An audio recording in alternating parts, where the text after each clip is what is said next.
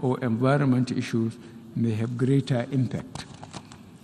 Technology offers us greatly limitless opportunities and sometimes runs ahead of the imagination of regulators and legislators.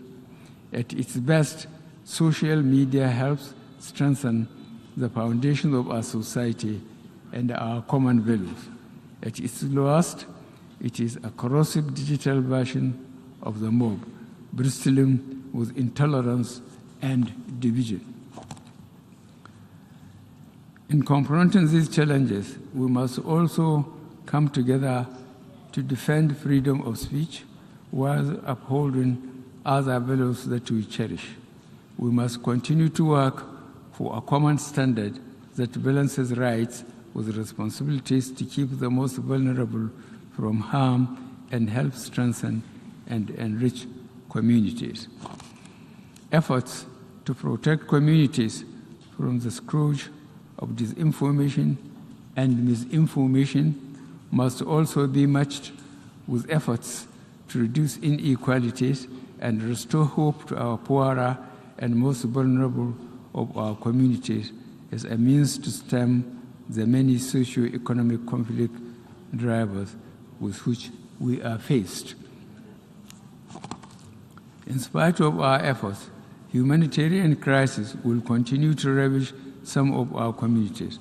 Nigeria, therefore, implores our global partners to do more to complement our endeavors. Indeed, the multifaceted challenges facing most developing countries have placed a debilitating chokehold on their fiscal space.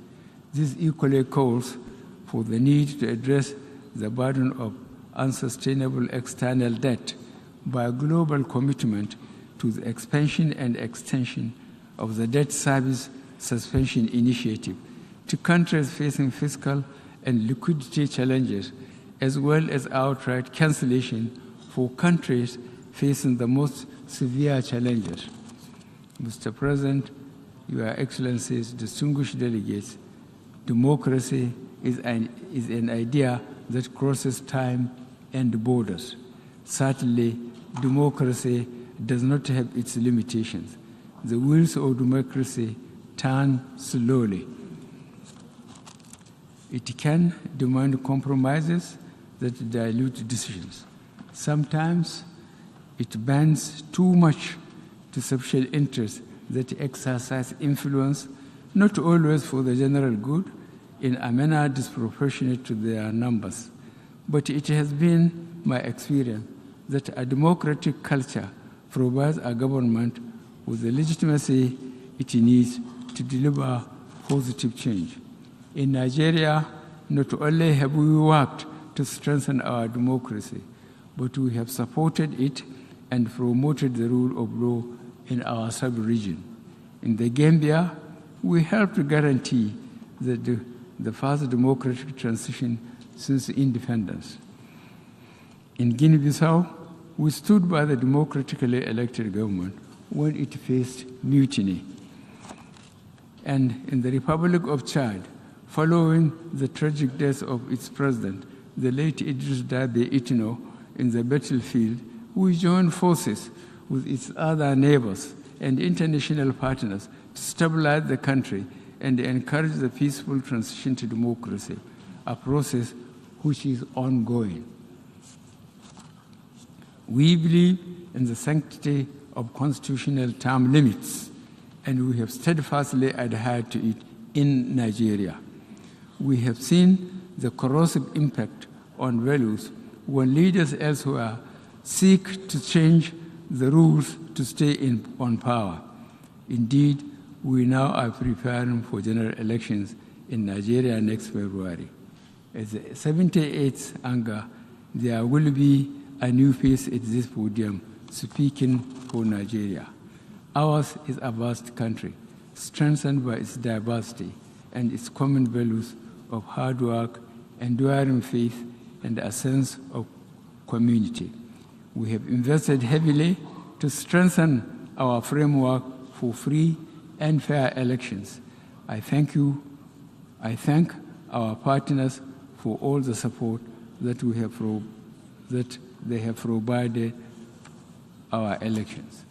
As President, I have set the goal that one of the enduring legacies I would like to leave is to entrench a process of free, fair, and transparent, credible election through which Nigerians elect their choice.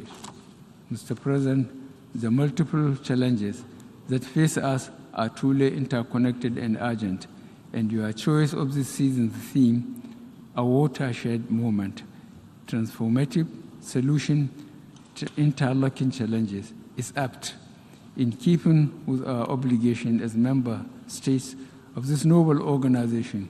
We'll almost do our utmost to work with you towards resolving them. In this regard, I reiterate my delegation's full and resolved cooperation.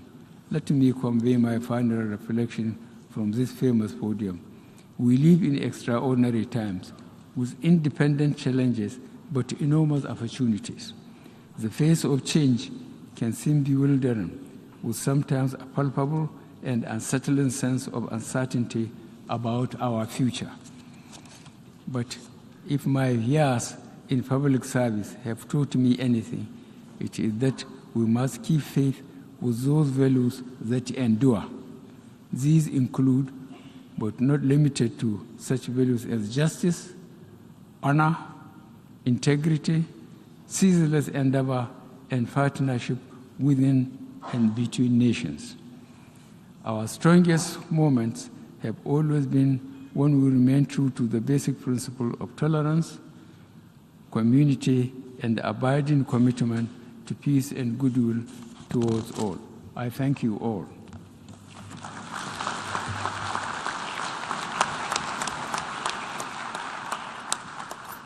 Au nom de l'Assemblée générale, je On tiens à behalf of the remercier le Assembly, I wish président to de la thank the République President fédérale of du the Nigeria Federal pour Republic son of allocution. Nigeria Et je for the prie le statement just protocole de made, bien and vouloir I request protocol accompagner son to escort Excellence. His Excellency.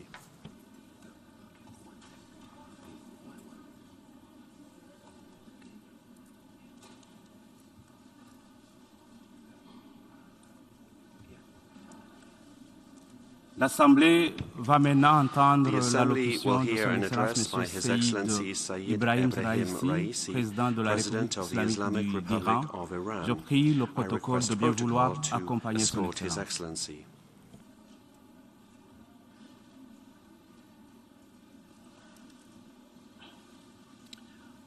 Au nom de l'Assemblée On générale, behalf of the General j'ai Assembly, l'honneur de I have souhaiter the la honor bienvenue à to son welcome Excellence His M. Excellency Saïd Mr. Sayyid Ibrahim Ibrahim Raisi, Raisi, président de la République President islamique of the d'Iran, Islamic et je Republic of l'invite à Iran, prendre la parole and devant to invite l'Assemblée. him to address the Assembly. Salamun alaikum. Blessings and greetings be upon you in the name of God, the Creator, the Omnipotent, the Most Gracious, and the Most Merciful. May the blessings of the Almighty shine upon the Prophet Muhammad and his descendants and successors. لقد أرسلنا رسلنا بالبينات وأنزلنا معهم الكتاب والميزان ليقوم الناس بالقسط. قرآن کریم. The Holy Quran پروردگارا درود states, تحیات ما را به روان پاک Dear Creator, Omnipotent of the world, accept our regards and respects towards your chosen messengers, Abraham, Moses, Jesus, and Prophet Muhammad, who brought the message of justice, spirituality, and proper behavior and compassionate comportment to the people of the world, and they destroyed the foundations of injustice and lack of fairness to allow humans to build a new world for their future. Ladies and gentlemen, Mr. Secretary General, the foundational need for a better world is justice. All of the hopes and aspirations of humankind are built on justice, and they have the capacity for the creation of such a framework of all-encompassing justice, which means elimination of injustice. We are defenders of a fight against injustice in all of its forms, against humanity, against spirituality, against the Almighty, against the people of the world, no matter where it may occur. And wish to be closer to the Creator, and the teachings of the Creator exist in all humanity.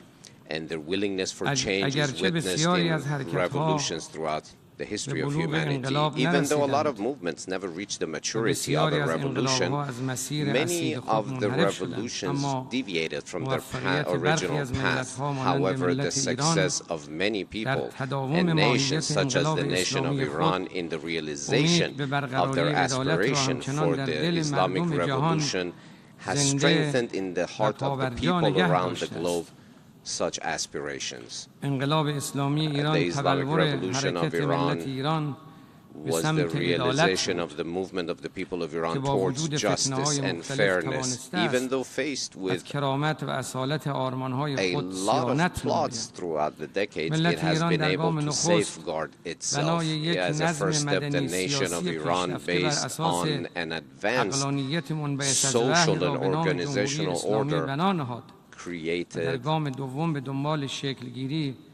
the Islamic Republic of Iran in order to create justice internally and bring to the world order a message of justice and fairness. Key components on this path were spirituality, multilateralism. Ladies and gentlemen, I am grateful and honored to be the representative of a people and a nation that has inherited a great civilization that has been free for millennia and has always managed to defeat the plots of the enemies that sought to conquer it.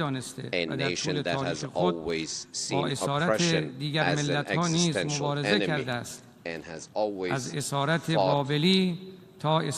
in order to destroy the enslavement of Babylonians all the way to the Palestinians. We believe in a common fate for humanity, and we are for the globalization of justice. What we seek for ourselves, we wish unto others as well, and what we do not wish for ourselves, we do not impose on others. The nation of Iran believes that justice brings unity, brings cohesion, and warfare is a destroyer of all things. For a country that wishes internally to have justice, but then outside of its own borders creates or trains various terrorist groups and unleashes them on various nations, must be ashamed in the face of humanity, must be ashamed when faced with principles of freedom and justice and fairness. Humanity does not only belong to certain segments of the world. The Islamic Republic of Iran,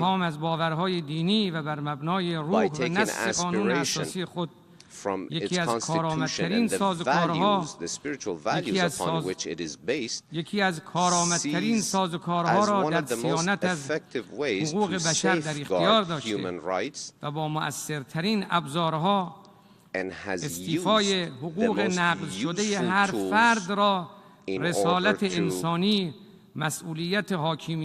realize and assist in the realization of the rights of all of the oppressed across the globe. Sees that as one of its inherent duties. The Islamic Republic of Iran rejects some of the double standards of some governments vis-à-vis human rights and sees that as the most important factor which has rendered banal the topic of human rights in the eyes of many.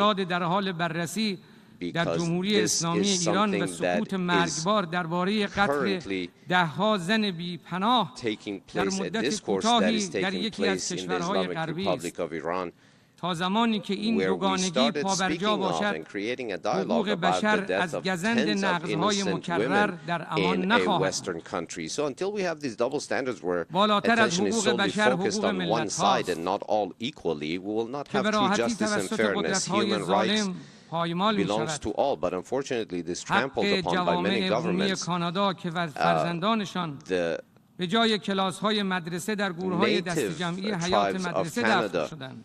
whose حق تعیین bodies سرنوشت of ملت hundreds فلسطین، of their children حق were توسعه discovered in ملت‌های mass تحت graves in a تحریم، school, the حق rights of the حیات ملت‌های Palestinians, تحت the right to اشغال life یا of قربانی the تروریسم، occupied of an occupied people, of those who have fallen victim to terrorism, کودکان را در those قفس‌های who seek جداگانه از مادران freedom and و refuge, پدران but خود only محبوس to می‌کنند. have their children locked up همگی in نشان cages. می‌دهند که All جایگاه of this مدعی و shows متهم that در the مسئله place حقوق of the بشر accused نباید and the جابجا شود defender و must اینکه not be ناقضان واقعی حقوق بشر judged شایستگی solely as it اخلاقی is لازم represented by some. برای اظهار نظر It does درباره need حقوق a بشر را ندارند. foundation which many نقش lack these بی‌نظیر days in ایران order در to نابودی claim داعش the right to که فقط یک safeguard مورد از جنایاتش human این بود rights. که When زنان talking کرد about and و ایزدی remembering the و savagery and مسیحی the را به crimes بردگی of میگیرد ISIS, of کفایت Daesh, می‌کند that که enslaved نشان دهد Christian ما and در جایگاه Yazidi and مدعی other religious و minorities, مدافع women and حقوق بشر children, هستیم it و shows حامیان when we داعش در entered the جایگاه arena to متهم defeat قرار them, it دارند. shows that we have been clearly on the حضار side محترم، and as defenders of human rights, and اینک در those شرایطی who گرد هم defended آمدیم and که با promoted یک Daesh, واقعیت مهم ISIS, یعنی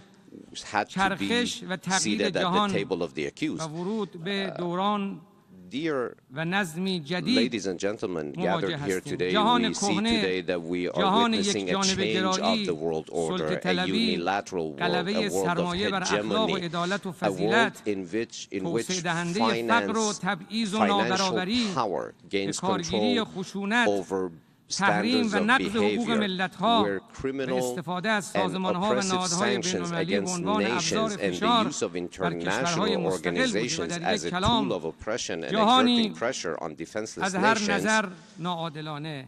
In other این words, we're نظم speaking ناعادلانه of a world مشروعیتش را در completely افکار privy عمومی of دنیا از justice and دست داده fairness. So this و order has اراده‌های lost its جدی برای support تغییر آن شکل in the گرفته thought of است. nations and people زوال throughout the این globe. نظم A new order کهنه has been تردید ناپذیر است.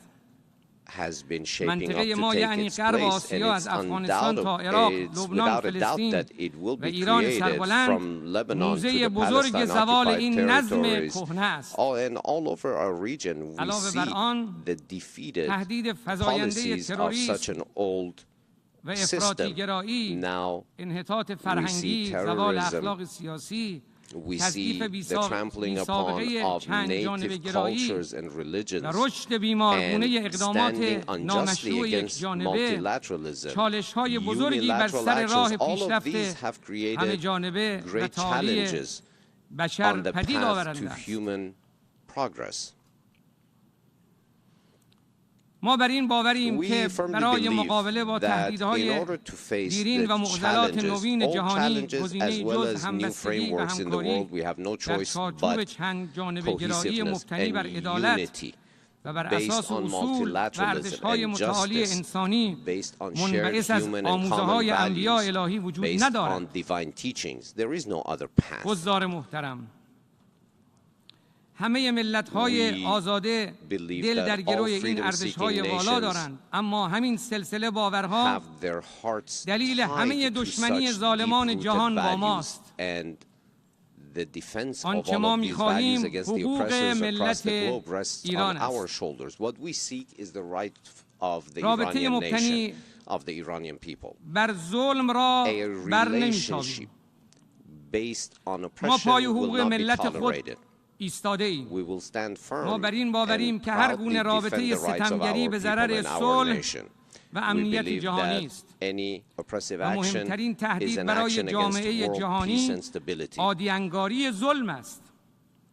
which is a دست threat to the یافتن به entire امنیت world. جهانی از هر Reaching طریقی غیر از security عدالت throughout پایدار the world نخواهد ماند through و این any همان چیزی path است که other ما than از justice will not سازمان be ملل sustainable or متحد permanent, and that is انتظار داریم precisely که what we انجام دهد. expect of the United Nations to support آری اجرای and عدالت do. سخت است و Of شاید course, به همین the دلیل implementation باشد of justice که and fairness بسیاری is از quite challenging مدعیان and difficult, صلح and perhaps از it is عدالت because of that گریزانند.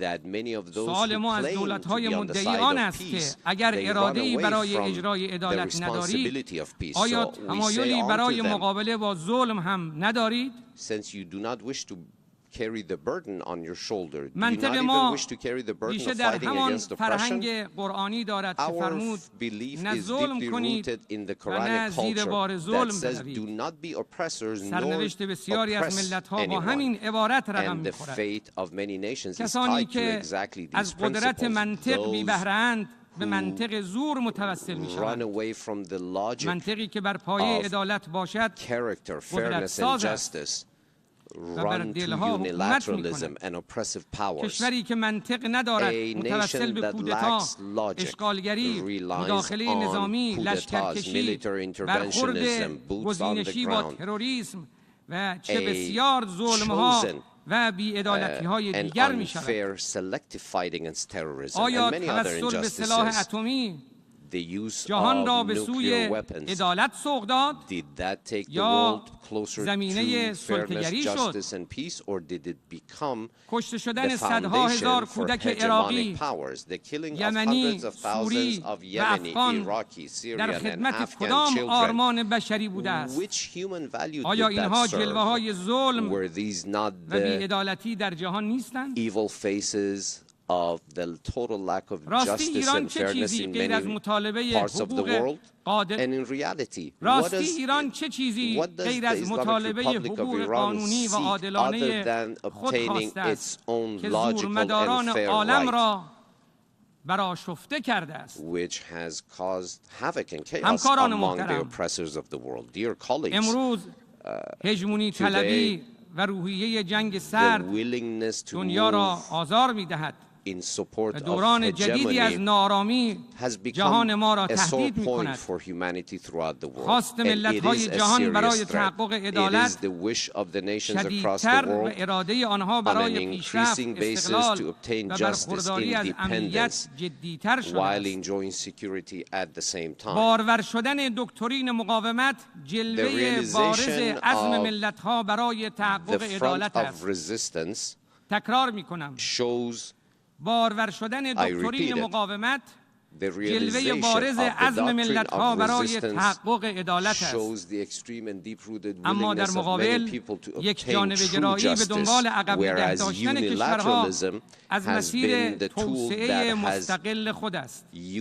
has been used to امریکا hold many نمیتواند countries back. بپذیرد کشورها On a روی پای selective خود basis, بایستند America و cannot accept that خواهماندیشانه certain countries have نظامیگری the را right to مایه stand on their امنیت own two تصور feet, می‌کند. and they keep دوستان equivocating آمریکا نیز militarism with وضع بهتری security. ندارند. آنچه The friends امروز of در America اروپا do رخ not enjoy a می‌دهد better situation. آینه What is است occurring از today آنچه in در Europe دهه‌های is a mirror گذشته image of در what آسیای غربی has اتفاق occurred in افتاده است.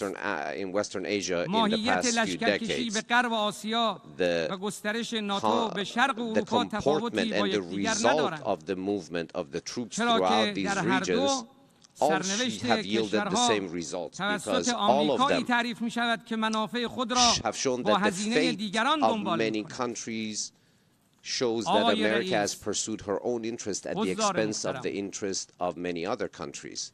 انقلاب اسلامی Mr. آغاز Secretary General, حرکت ملت dear ایران colleagues, the برای Islamic رسیدن به Revolution جایگاه in Iran شایسته was خود the بود beginning of a و در این movement of a دوران great nation of بحران‌های Iran مختلفی را to همچون کودتا، seek her own place تروریسم in the داخلی، world. تجزیه And through the طلبی، decades جنگ، we have آشوب been faced تحریم with را foreign پشت plots سر such as گذاشت coup که هیچ d'etats, یک از آنها به oppressive تنهایی برای sanctions, as بسیاری well از as کشورها قابل تحمل hegemonic نبود. interventions. But none of the از زمانی که successes of رئیس the جمهور Iranian وقت nation ایران have been acceptable to the آقای great محمد علی powers رجایی from the پای time خود را that the first president که of the آثار Islamic Revolution شکنجه of رژیم Iran, تحت حمایت the امریکا در late آن Mr. نمایان بود Rajai, showed the روی sole of his feet that had been این tortured تریبون گذاشت savagely بیش از and 40 placed his foot سال upon می‌گذرد. this podium او for مدتی some پس 40 از آن years ago سخنرانی and به showed the دست scars of گروهک the تروریستی torture مورد حمایت آمریکا به شهادت that he was رسید. subjected to at the hands of the Shah's secret 4 دهه police. پیش ملت After ایران that به speech رهبری in this امام very hall, خمینی he was رحمت الله علیه با martyred by the بیرون کردن hypocrites. بیگانگان از مملکت خود About a decade بر after, سرنوشت the خیش late مسلط شد Imam و اکنون Khomeini ملت‌های made it منطقه so that the با nation of الگوبرداری از Iran آن تجربه was به able to دنبال به repel دست foreign گرفتن aggression from her سرنوشت خود territory هستند. and be in charge of her ملت own ایران که خود destiny. قربانی The people of تروریسم بوده Iran است who have themselves امروز به been تکیهگاه victims of امنیت در terrorism منطقه و پیشتاز راستین have مبارزه با today تروریسم become در جهان تبدیل شده است. a supporter that can be ملت ایران counted برای on in the رسیدن fight به against اهداف terrorism throughout the متعالی region Today, the Islamic Republic of Iran, in order to reach her just aspirations, has spent much capital. From the time when Saddam Hussein tore up the Algiers Accord and attacked Iran in an unprovoked manner, all the way to the time when the American government trampled upon the nuclear accord, and we saw a new phase of criminal behavior against humanity. Sometime ago, the previous president of the United States of America announced that ISIS was created by the United States of America. For us, it makes no difference whether ISIS, Daesh, was made by which administration, which American government. What matters is that a government on the other side of this planet decided to bring havoc and chaos to the geography of our region at the expense of the lives and the blood of women and children and the innocents. But the Islamic Republic resistance put an end to that movement, to that destructive movement. And the leader that descended into the arena of the fight against terrorism was no one other than the beloved late martyr General Qasem Soleimani. A freedom-seeking man who became a martyr on the path of obtaining the freedom of the nations of the region. And the previous president of the United States of America effectively managed to sign the document of the savage crime, an illegal crime, an immoral crime. And what was said in so many words shows that the oppression that is imposed upon the nations of the region in such a fashion it has managed to heal some of the broken hearts that we saw in result of this crime. The proper pursuit of justice in the face of a crime that the American president admitted to have put a signature on will not be abandoned. We seek through a fair tribunal. We will pursue through a fair tribunal to bring to justice those who martyred our beloved General Qasem Soleimani. Ladies and gentlemen, the history of Iran is the history of a nation that has learned to stand on her own 2 feet and not to lean on anyone else, to depend on anyone else. Iran learned this lesson after, in both world wars, it announced its neutrality, yet was always subject in both wars to foreign occupation. And after, in the 1950s, when it came towards America and relied on America in order to obtain the national dream of the nationalization of the oil industry, it was again betrayed. After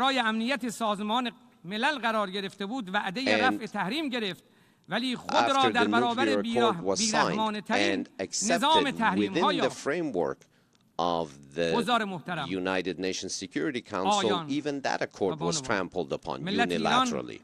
Mr. Secretary General, ladies and gentlemen, the nation of Iran has learned the policy of resistance and progress, which has been focused on pursuing because of an advanced and logical social order in which the Islamic Republic of Iran today, despite the oppressive sanction, has become a strong country with many impressive goals in the fields of technology and knowledge and expertise that have been obtained. We do believe that the world today needs a strong Iran. Today, while having the capabilities to export and in addition to our exports of oil and gas, we do have distribution networks for electricity throughout our vast nation. in سلول‌های knowledge, بنیادین، صنایع knowledge-seeking, فضایی، بیو و نانو تکنولوژی و علوم هسته‌ای پیشتاز هستیم. رشد ایران در شاخص‌های توسعه انسانی چشمگیر است. and زیر Iran's ساخت‌های growth رفاه اجتماعی in از these جمله sectors is کوشش بیمه به considerable. طور گسترده برای And it جمعیت shows our 85 social میلیونی efforts ایران where ایجاد شده in است. many و instances, for مردم example, when we have و مردم tried to bring سالاری universal و مردم healthcare سالاری به coverage to صورت 85 million فراگیر people. در ساختار And the حکومتی pursuit of جمهوری the will اسلامی of the people نهادینه is a و به رویه اساسی نظام of تبدیل the شده است. system of the در حالی Islamic که ما در Republic of دوران Iran. جنگ حتی Whereas برای during the خرید times سیم of the خاردار imposed نیز war تحریم بودیم، by Iraq against Iran, we اکنون were با even دستیابی به prevented دانش from فنی being able to purchase پیشرفته barbed ترین wire. تجهیزات But نظامی today we به have been نقطه able to بازدارندگی رسیدیم. manufacture این در حالی است through که در همه این indigenous دوران knowledge and شاهد capabilities دشمنی فزاینده the امریکا most modern در مقابل needed با پیشرفت systems ملت to ایران بود. defend our nation. مردم جهان، People of حضار the world, محترم، آقای dear رئیس، colleagues, Mr. Secretary General, این دشمنان ما نبودند که کوتاه it آمدند، wasn't that our بلکه این enemies ملت took ما a بود step back. It was که هر our دشمنی nation را از میدان بیرون کرد. that managed to ملت ایران با drive حضور all مؤثر و of her مشارکت enemies from the فراگیر arena در by نظم سیاسی participating برآمده از انقلاب in an اسلامی توانست impressive and ضمن unprecedented fashion پایبندی in به the ارزش‌ها و Islamic الهام Revolution بخشی به ملت‌ها to مرحله اول solidify انقلاب اسلامی را با values قدرت و موفقیت of faith طی کند و اینک در گام and دوم divine will. سیاست In the همسایگی و second step, تعمیق چند the جانبه policy گرایی of اقتصادی را good در neighborly اولویت relations. دستور کار سیاست Progress in خارجی خود قرار economic داده and است. trade relations have now been جمهوری brought to اسلامی the ایران forefront خواستار of the تعامل Islamic حداکثری Republic's با foreign همه policy. کشورهای جهان به We خصوص wish کشورهای to have همسایه و دوست خود است. extensive relations with all nations جنگ throughout the world, راه حل particularly with بحرانها our نیست، بلکه neighbors. مسیر حل بحران War is not گفتگو و the تفاهم است. solution to crises. Dialogue جمهوری اسلامی ایران به and عنوان کشوری conversations and قدرتمند در negotiations are منطقه the true solutions. دارای The اراده و Islamic Republic of توانایی Iran as a برای کمک به حل powerful بحران country هاست. in the region is present در یک سال گذشته پیوندهای and willing اقتصادی to ایران solve crises تقویت during the شده past few و years. تجارت The منطقه‌ای آن به صورت چشمگیری رشد regional کرده است. trade با of گسترش Iran زیرساخت‌های has همکاری seen اقتصادی پایدار impressive فصل نوینی از increases, and دوستی we و have اعتماد now متقابل entered پدید آمده است. with our neighbors این into a سیاست new season of همسایگی expansion سیاستی of امنیت friendly, ساز neighborly, and و ثبات brotherly آفرین ties. است. This brings ما در stability, this دوران brings security سختی for all sides. همسایگان اثبات کردیم We که proved یار that همسایگان during the خود hard هستیم. times of all of our neighboring countries در that we همه are their true گفتگوهای friends. پرشماری که با رؤسا و سران منطقه During the داشتم، numerous یکی از conversations that I've مهمترین had نکات with مشترک این بوده regional leaders, که امنیت one of the منطقه main باید points was that به the صورت regional درونزا security و بدون must مداخله be خارجی تأمین شود born from و راه within آن همکاری است and نه not from the بلوک‌بندی. outside. And the way to دوران پیش realize رو دوران that همکاری‌های is پایدار، collaboration رفاه، and ثبات و cooperation, برادری است. not by forming اگر opposing سرنوشت blocks. منطقه به We must دست rely on خود brotherly and کشورهای friendly منطقه رقم relations. بخورد، If we leave the fate اشغالگران and و the destiny غاصبان of the nations of the رفتنی region in هستند their own hands, و همسایگان then the برای یکدیگر occupiers باقی میمانند. will be gone and neighbors will remain for one another روزگاری in جنگ eternity. بین دو ملت ایران و عراق پدید آمده بود. In a not too distant past, we saw the fires of war between the two brotherly nations of Iraq and Iran by the encouragement of enemy powers throughout the world. But today we see the marches of Arba'in in observation of the 40th day of the martyrdom of Imam Hussein. We see that that grand, glorious march takes place in observance of that martyrdom, and in order to renew our faith in those values and to respect those who gave their lives, the descendants of the Prophet who gave their lives for human dignity and human values. Dear colleagues, I would like to direct your attention to one of the most egregious points that shows the oppressive powers present in the region. The region has not seen previously such a occupying savage power such as the Zionist regime. in its midst in the کشتار زنان past. و کودکان منطقه را The در killing کارنامه of سیاه children خود and دارد. women are present بزرگترین in the زندان dark روی report زمین card را of the Zionist در regime. It has غزه managed to برپا form کرده the است. biggest prison in به the world استمرار in Gaza. شهرک‌سازی And و تصاویر the شیون و building گریه of مظلومان the فلسطینی expansion of در اثر settlements and غصب اراضی، housing on منازل و مزارع illegally آنان on و کشتار Palestinian territories and on فرزندانشان به Palestinian همه نشان farms and the می‌دهد killing of 7 their دهه children ظلم and new و generations shows اشغالگری everyone that اسرائیل گویا 7 پایان ندارد. decades of Israeli دولت‌های occupation and مدعی savagery آزادی و دموکراسی باید پاسخ بدهند که is چرا still از with us فرمول and روشن و not عادلانه ending. جمهوری But the اسلامی world powers برای must حل show مسئله فلسطین why فرار می‌کنند. they keep در running فلسطین away and مظلوم evading ما the به solutions سیاست proposed by the فلسطین Islamic واحد Republic of Iran in معتقدیم. order to همه resolve سرزمین the فلسطین Palestinian از بحر crisis. تا نهر All of the متعلق به Palestinian ساکنان اصلی territory این سرزمین تاریخی و مقدس است. راه mountainous حل region مسئله to the فلسطین sea فقط مراجعه به requires آرای only همه one فلسطینی‌ها، solution, اعم which از is the مسلمان، reliance on the مسیحی votes of و all یهودی Palestinians, در قالب composed of برگزاری یک Muslims, همه Christians, and پرسی Jews, فراگیر است. in a completely comprehensive referendum. رژیم اشغالگر قدس The occupying که همچنان Zionist سرزمین‌های دیگر کشورهای منطقه را power در اشغال that دارد، has occupied Jerusalem نمی‌تواند and شریک occupies other lands صلح و in the region امنیت باشد. cannot be a partner for security and stability. حضار ارجمند، اجازه دهید Dear توجه colleagues, شما را به یکی allow me دیگر از جلوه‌های بی‌عدالتی یعنی to برخورد focus your دوگانه attention on غرب با another face فعالیت‌های of صلح‌آمیز lack هسته‌ای of ایران justice and جلب fairness, کنم. which is در حالی که رکن اساسی the double امنیت standard جهانی used یعنی خلع سلاح when جهانی speaking of the nuclear capacities, اما برخی قدرت‌ها تلاش دارند nuclear science با مسئله capacities of the سازی Islamic Republic از of Iran, and we all know that it's for فعالیت‌های only صلح‌آمیز human and peaceful endeavors, but some countries are keen تهدید اصلی on یعنی خلع سلاح portraying جهانی به as فراموشی a سپرده threat شود. in order to sweep من under the rug به عنوان what they نماینده should ملت rightly بزرگ ایران face صریحاً اعلام themselves, می‌کنم. which should be denuclearization. And I announce as جمهوری the اسلامی leader of ایران the به دنبال government of the ساخت Islamic سلاح Republic of اتمی Iran, the نیست Islamic Republic of Iran is not seeking و این to build سلاح or جایی در obtain nuclear دکترین weapons. دفاعی ما ندارد. And such weapons have no place in our این doctrine. حکم حکومتی در فتوای رهبر This معظم انقلاب has اسلامی been امام brought خامنه‌ای into the framework حفظه of الله a تعالی fatwa, of اعلام an شده official است fatwa announced و by برای دولت His و ملت Eminence ایران Supreme Leader Imam فتوای Khamenei, شرعی and a معظم الله از Sharia-based هر نظارت بین‌المللی نافذتر است. fatwa issued by His Eminence is more valuable than این در any حالی است که دولت‌های مدعی measures with any خودشان outside or هم تولید international سلاح‌های agencies. And all هسته‌ای of را this is ادامه taking داده place in an environment where به کار بردند countries themselves who و همین تسلیحات را به seek to رژیم show us unjustly as a صهیونیستی threat هدیه keep دادند. pursuing nuclear weapons and کشورهایی development که and باید testing and have made a gift of خلع those سلاح weapons of شوند mass destruction to the جایزه Zionist می‌گیرند government. و کشورهایی که به And تعهدات those خود governments that پایبند must be بودند disarmed حتی از حقوق are مندرج در awarded. NPT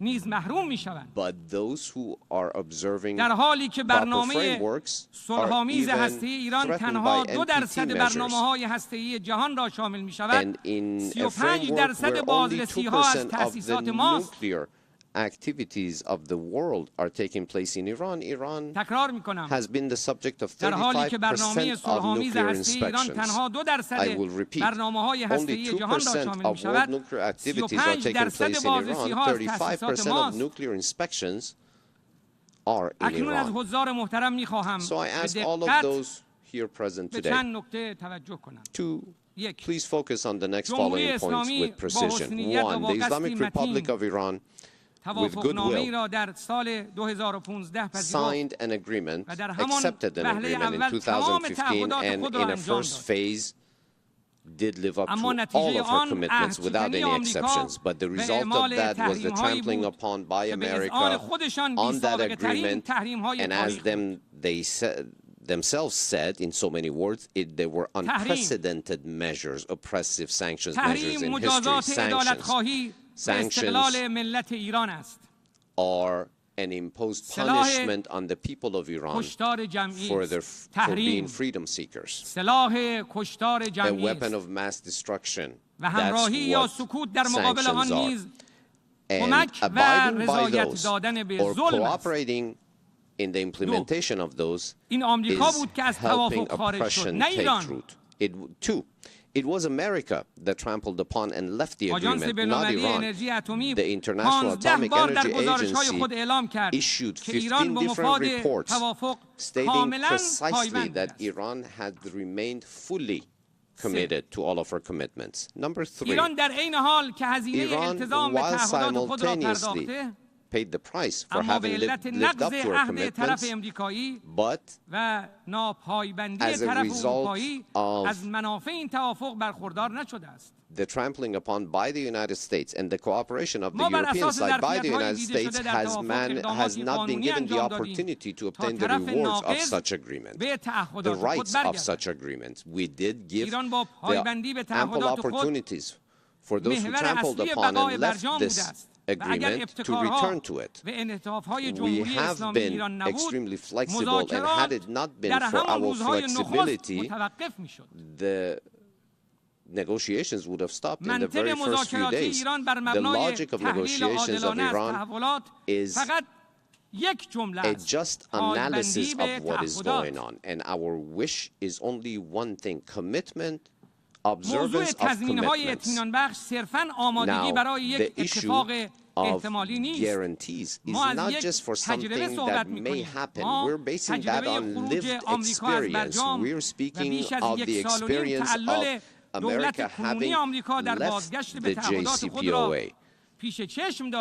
And we have a year and a half of negotiations with the current American government to return, for her to return to the fulfillment of her commitments. And while today they speak of observing their commitments to this deal, they keep repeating the same old stories of the past, which puts a great deal of doubt on her true commitment to return to this agreement.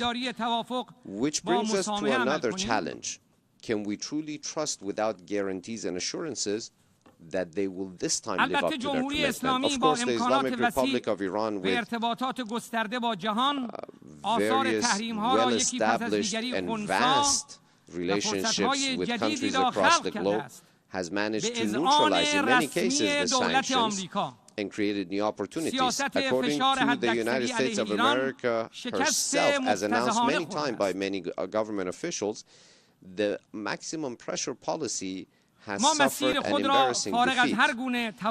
We have found our path independent of any agreement, and we will continue on that path steadfastly. At the same time, while we are very serious in the negotiations, and we have shown and we have proven that if the rights of the people of Iran are respected, there is a great and serious will to resolve all issues. We believe that the knot of the nuclear deal must be opened from the same place where they managed to tie this knot together. Friends, esteemed representatives of nations, the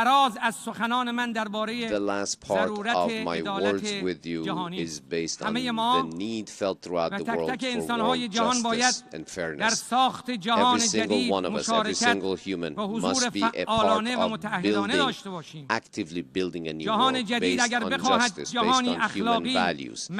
If we wish the new world to be acceptable, to be one of character, to be one that is powerful and successful in resolving challenges facing humanity, has no solution other than to be based on international fairness and justice, which needs the following principles. One, feeling collectively responsible throughout the world against oppression.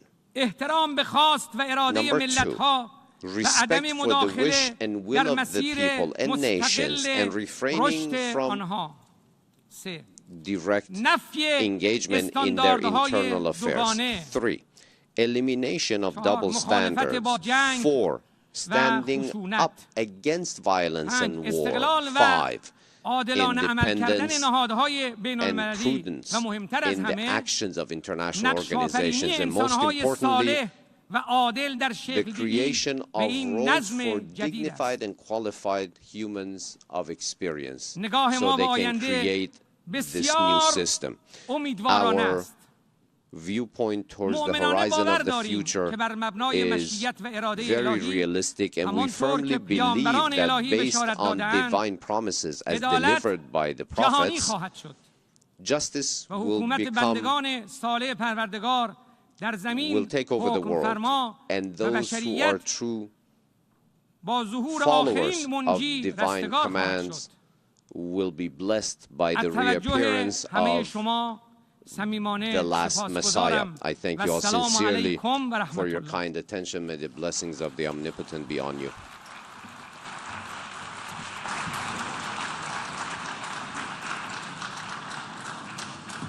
Au nom de l'Assemblée générale, je tiens à remercier le président de la République islamique d'Iran de son allocution et je prie le protocole de bien vouloir accompagner son Excellence.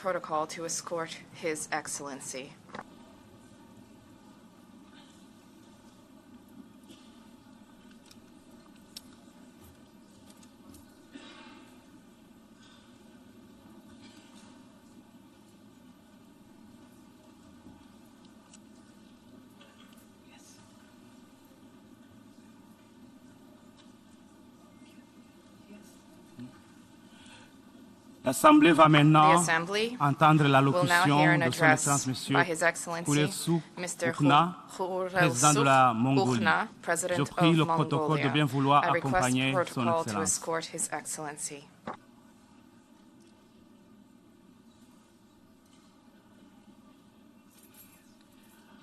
Au nom de l'Assemblée générale, j'ai l'honneur de souhaiter la bienvenue à son Excellence Monsieur Khurelsukh Ukna, président de la Mongolie, et je l'invite à prendre la parole devant l'Assemblée.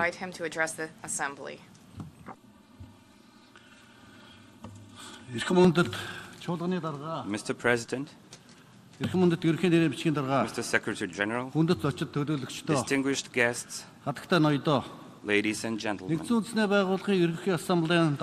wish to convey my heartfelt congratulations to Your Excellency Chaba Kuroshi on your unanimous election as the President of the UN General Assembly. And wish every success in the work of the 77th session. We have no doubt that the 77th session of the General Assembly will play an important role in intensifying social and economic cooperation of the countries of the world in the post-pandemic era, implementing this sustainable development goals, combating climate change and desertification, and determining ways to resolve international crises and conflicts through dialogue and peaceful means.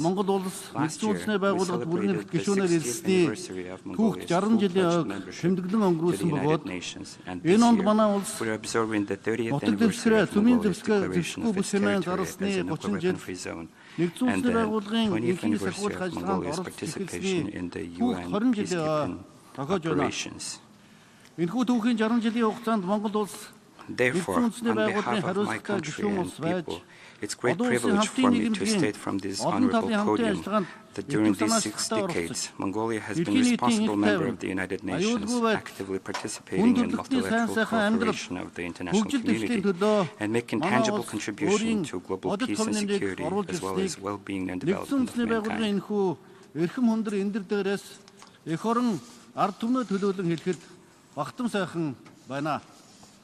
Mr. President, the whole world is going through hard times of difficult ordeals and challenges, such as poverty, inequality, climate change, pandemic, and the pandemic-driven difficulties to customs, transport, and logistics, price increase, inflation, as well as geostrategic and geopolitical tensions.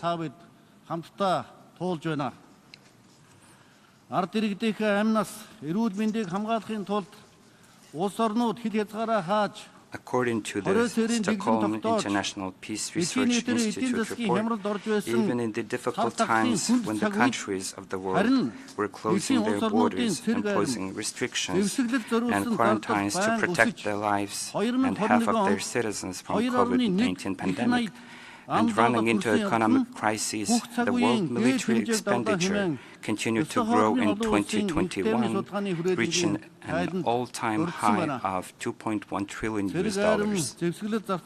If this huge budget and funds spent on the military and armaments were dedicated to the least developed and developing countries, how many millions of children's future would have been brighter? How many millions would have been lifted out of poverty? How many millions would have been freed from hunger and disease? How many millions would have had food and opportunity for education, employment, and places to live? It is time for all of us to ponder and reflect on what progress could have been achieved if this huge amount of money had been spent on the pressing issues of combating global warming and climate change. It is truly regrettable that the situation in the world is deteriorating, and mistrust and misunderstanding are deepening. Even though in the 20th century, mankind has had enough sufferings, such as the scourge of the 2 world wars, the Cold War divide, interreligious conflicts, and terrorism. Therefore, in today's complex reality, we should always strive to learn from mistakes of the past, uphold mutual trust, understanding, and respect, and make every effort to resolve any misunderstanding, conflict, or war by peaceful means and dialogue. 8 centuries ago, our ancestor, the great Genghis Khan, united all Mongolian valors, founded the Great Mongolian State under the cover of the eternal blue sky, put an end to the centuries-long wars and conflicts, pacified West and East under the statehood rule of justice, and established the Pax Mongolica and the vast terrain of Eurasia. Scholars and researchers around the world view the establishment of the Pax Mongolica as an important contribution of Mongols to the world history and the advancement of humankind, and emphasize that Pax Mongolica played an important role in the development of free trade between countries, laid the foundation for diplomacy and exchange of envoys, as well as proclaimed the ideas of religious freedom and the rule of law without imposing one's culture and religion on others.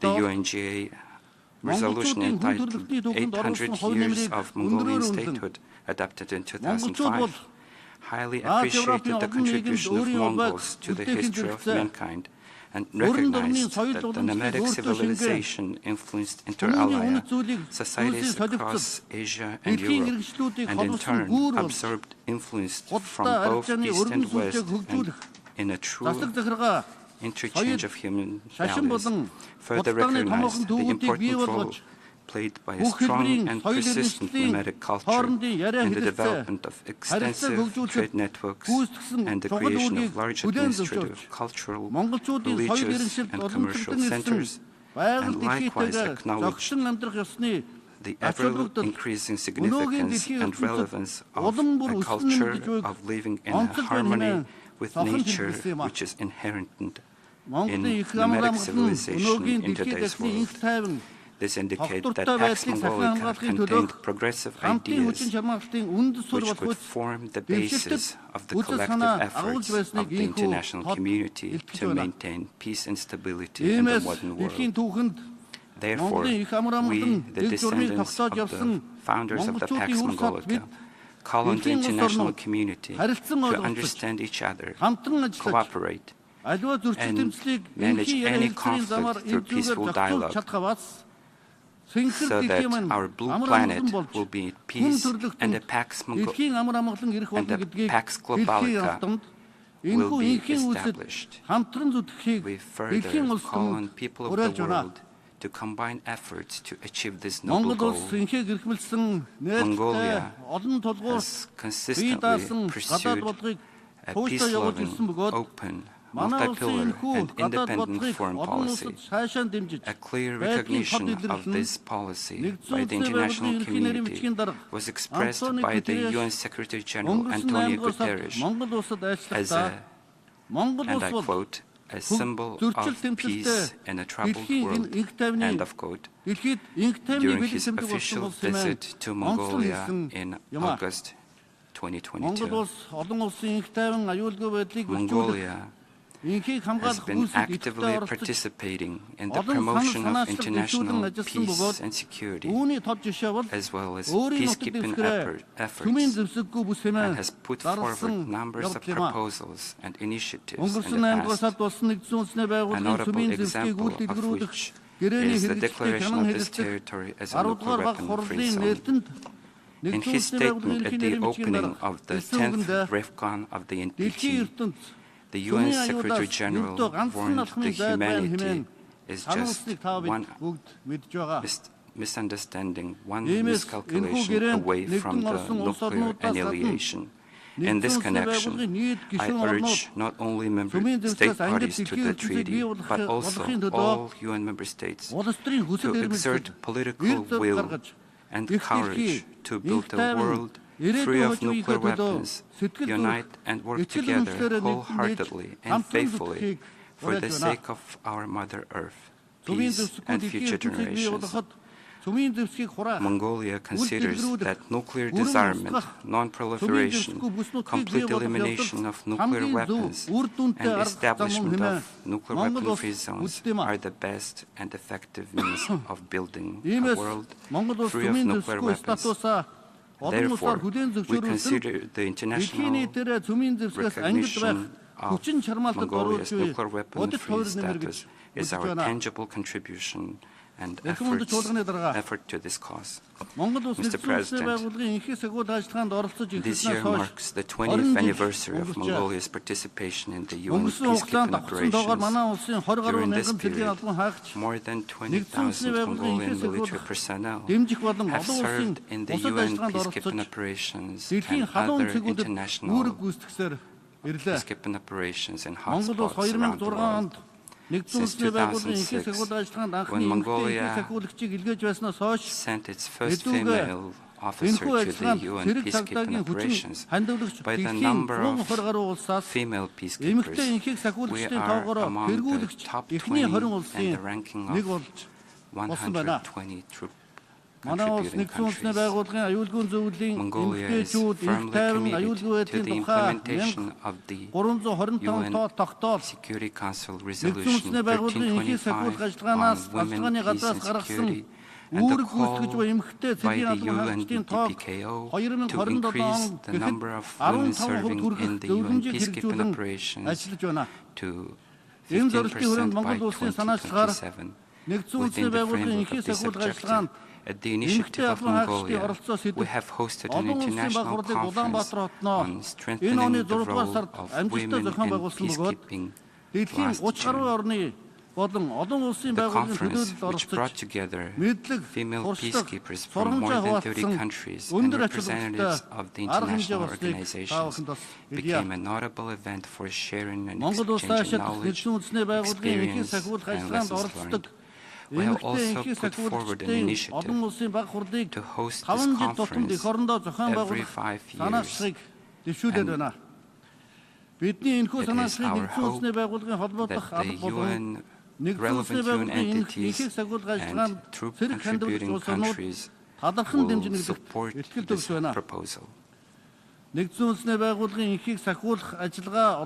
is my pleasure to underscore that the United Nations and its leadership have been greatly appreciating the genuine contribution of peace-loving Mongolia to the UNPKO and the sacred cause of strengthening international peace and security, and rendering full support to our proposals and initiatives.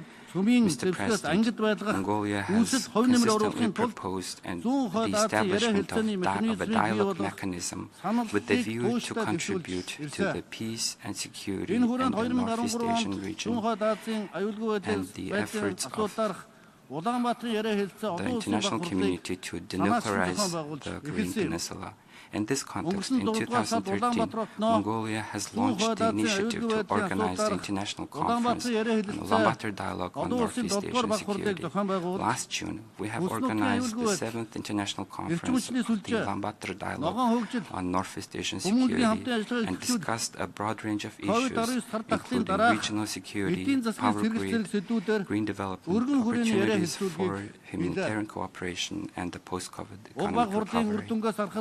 The results of the conference demonstrate that the significance of the Ulaanbaatar Dialogue Initiative has grown, and it is transforming into an open and inclusive mechanism, gathering government officials and the academia from countries in the sub-region and beyond, and representatives of international organizations. In the face of frequent natural disasters and communicable disease, the creation of an integrated regional infrastructure for disaster risk reduction and humanitarian assistance is becoming one of the most pressing security issues in Northeast Asia. With this in mind, we put forward an initiative to establish an integrated platform for disaster risk reduction for the Northeast Asian region in Mongolia in 2018, and now we're bringing forward a proposal to establish a regional humanitarian hub or warehouse based on the Ulaanbaatar International Airport affiliated facilities. I'm confident that these initiatives will be supported and assisted by other countries in the region and the UN system and specialized organizations. Mr. President, broad-scale economic restrictions and sanctions caused by the ongoing COVID-19 pandemic and geopolitical conflicts have hit hard to national economies. The global market prices of food, fuel, agriculture, and energy raw materials have increased sharply like never before, causing fluctuation in the global economy and financial markets and creating major risks. With the immediate support of the United Nations and its system organizations and development partners to Mongolia's effort against COVID-19, as of today, 70% of the Mongolian population are fully vaccinated. Domestic restrictions removed and borders open.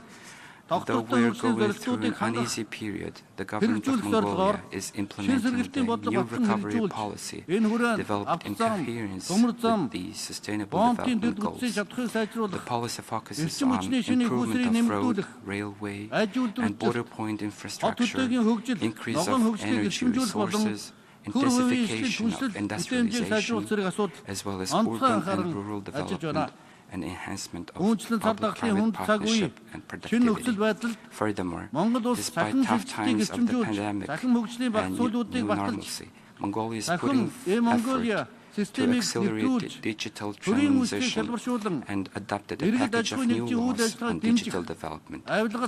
We have introduced the e-Mongolia platform to streamline public service delivery to citizens and entities, to reduce corruption and bureaucracy, to increase information security, and to promote good governance. Moreover, we're working to expand and develop our mutual multilateral and multilateral cooperation in these fields at regional and international levels. Mongolia fully supports major initiatives put forward in the UN Secretary General's report Outcome Agenda and is sparing no effort to implement them in close cooperation with the Sustainable Development Goals, the National Vision 2050 Long-Term Development Policy, and the New Recovery Policy. Mr. President, we must not forget that serious challenges we are facing, such as climate change, biodiversity loss, desertification, land degradation, shortage of water resources, and droughts,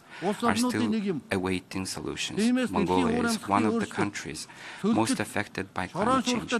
Therefore, with a view to combat climate change, desertification, and dust storms, and to increase forest and water resources, Mongolia launched the Billion Trees National Movement to plant, grow, and protect billions of trees. Mongolian people, the government, and development partners welcomed the initiative, and now the Billion Trees National Movement is being successfully implemented throughout the country. I'm pleased to inform that the UN Secretary General personally joined and supported the movement. In addition, Mongolia reiterates its position to actively cooperate and make a real contribution to reduce the negative impact of climate change and protecting the environment at regional and international levels.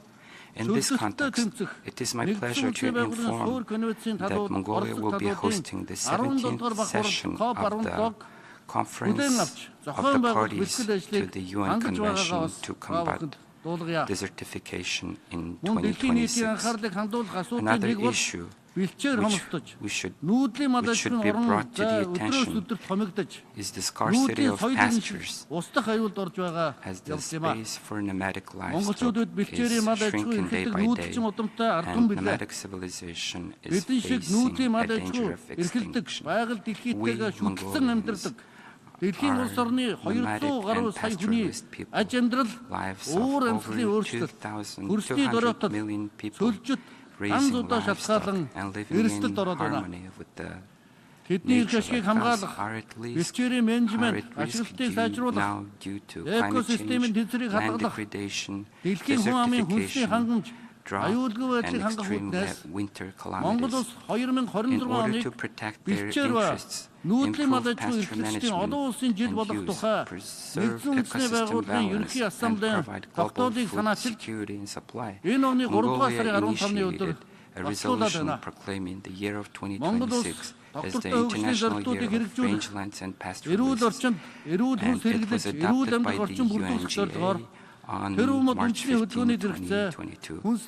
We launched the Billion Trees National Movement along with the national programs on food supply and security and health in Mongolia to implement the Sustainable Development Goals and create a healthy environment where people would live a healthy life, consuming healthy food.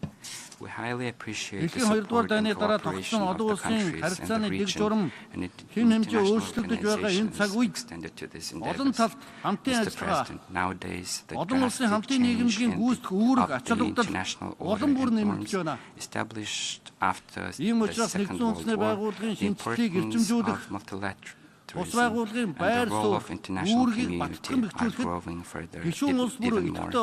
For this reason, we are of the view that it is important for every member state to take an active part in the process of the UN reforms and constructively contribute to strengthening the position and role of the organization. Mongolia views that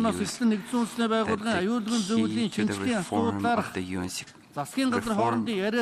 is the reform of Security Council, which bears the primary responsibility for the maintenance of international peace and security. Since 2009, Mongolia has been regularly participating in the intergovernmental negotiations on the UN Security Council reform, expressing its principal positions. Developments in recent years have proven that the UN General Assembly is the most important platform for discussing global peace, security, human rights, and development issues. So we deem that strengthening the role of UN General Assembly is important to ensure the balance of power among countries and bring out voices of small and developing countries more vividly. Lastly, I wish to call upon the member states to support the UN Quintet of Change outlined in the Secretary General's support our common agenda for the more effective UN 2.0 and let us collectively exert efforts to ensure global peace, security, development, and prosperity. May the eternal blue sky bless us, the mankind, forever. Thank you for your attention. Au nom de l'Assemblée générale, je tiens à remercier le président de la Mongolie de son allocution et je prie le protocole de bien vouloir accompagner son Excellence. L'Assemblée va maintenant entendre l'allocution de son Excellence M. Paul Kagame, président de la République du Rwanda. Je prie le protocole de bien vouloir accompagner son Excellence.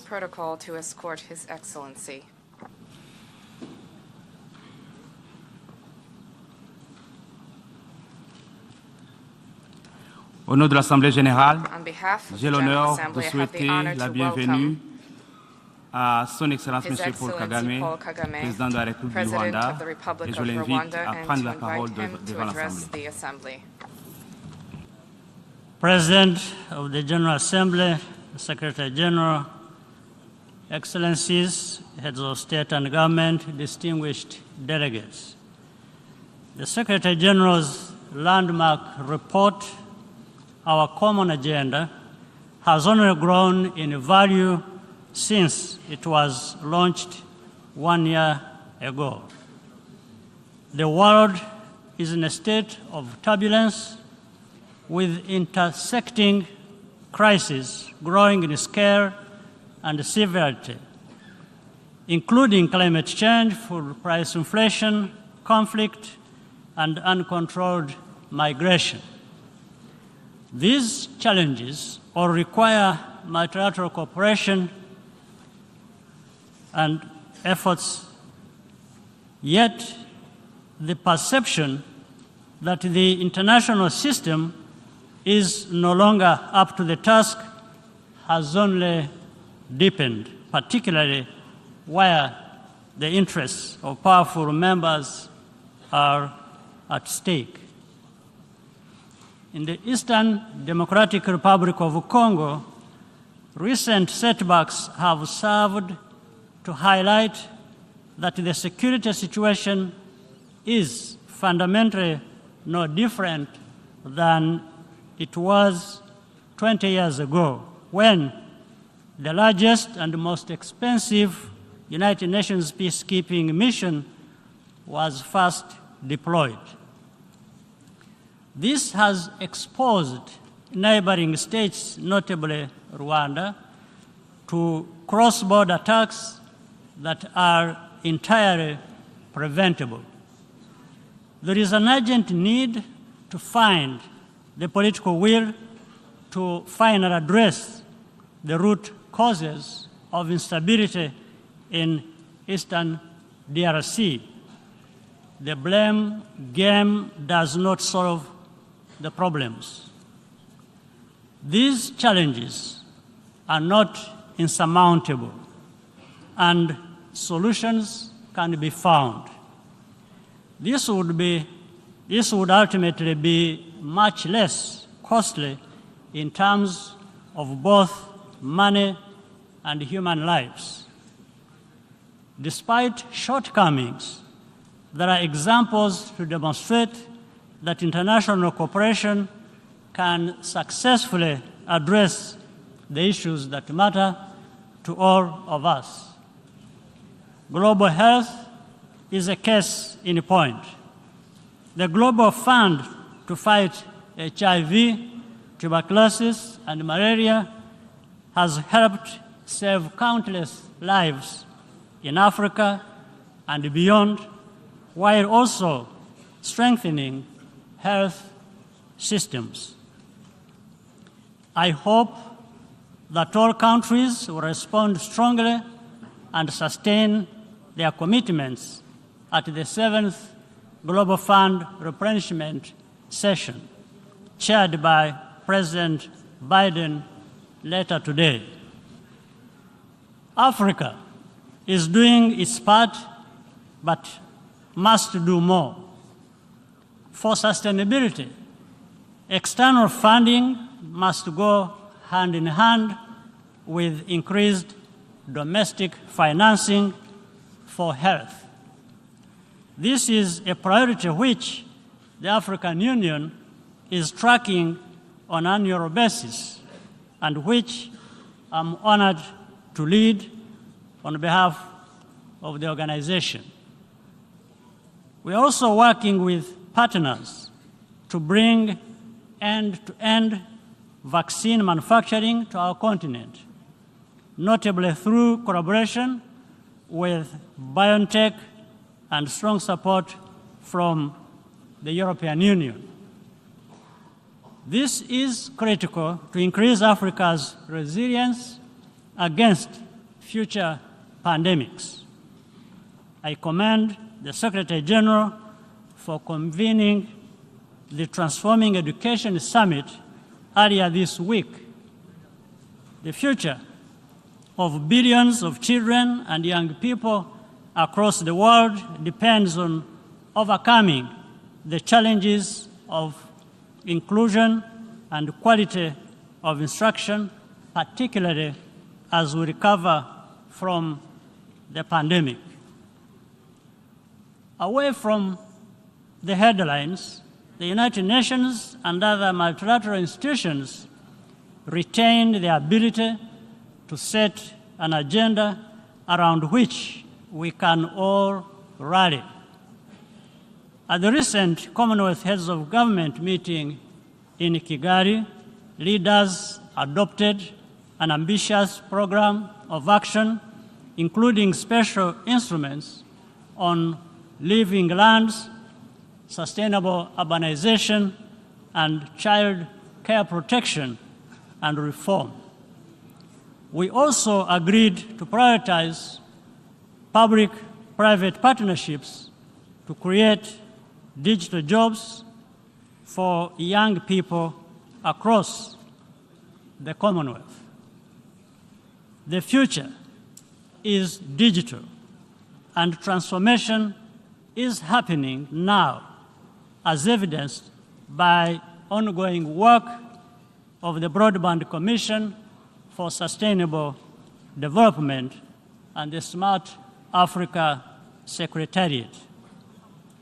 High-quality digital jobs are a practical response to the underlying drivers of irregular migration by closing the human capital investment gap that separates high and low income countries. To ensure that the benefits are equally shared, we must continue investing equitably in emerging technologies such as artificial intelligence. In the area of peace building and counterterrorism, regional initiatives can complement the important work of the United Nations.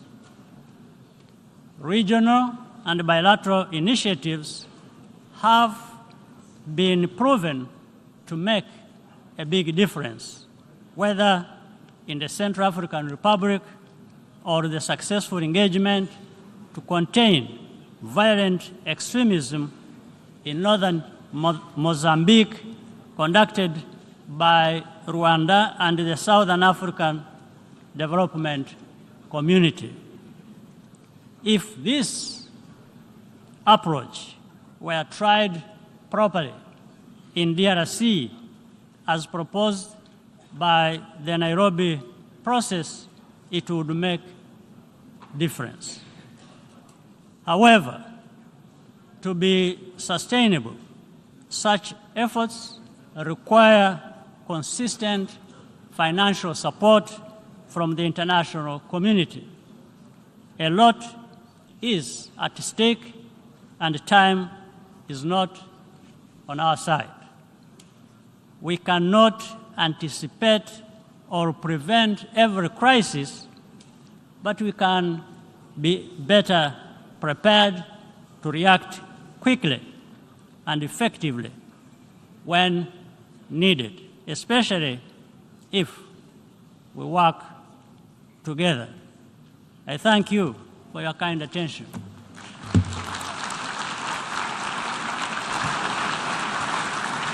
Au nom de l'Assemblée générale, je tiens à remercier le président de la République du Rwanda de son allocution et je prie le protocole de bien vouloir accompagner son Excellence.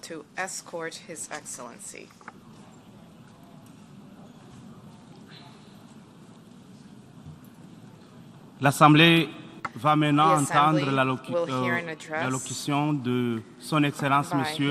Sefik Zaferovic, président du Collège présidentiel de la Bosnie-Herzégovine. Je prie le protocole de bien vouloir accompagner son Excellence.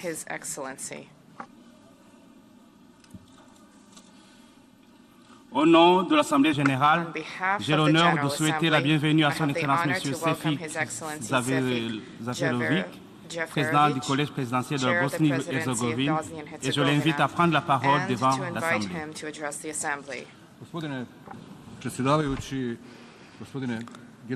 Mr. President, Secretary General, ladies and gentlemen, it is my honor to address this esteemed body as the chairman of the presidency of Bosnia and Herzegovina. I congratulate Mr. Shahid on successfully presiding over the 76th session of the United Nations General Assembly.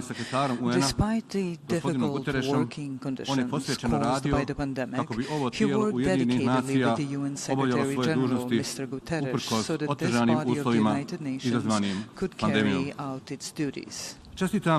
I also congratulate Mr. Kereshi on his election as the President of the 77th session of the UN General Assembly.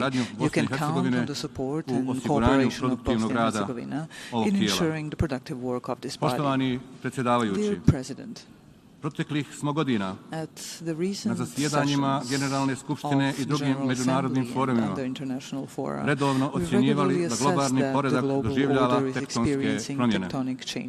Danas pak možemo zaključiti da je svijet nepovratno promijenjen.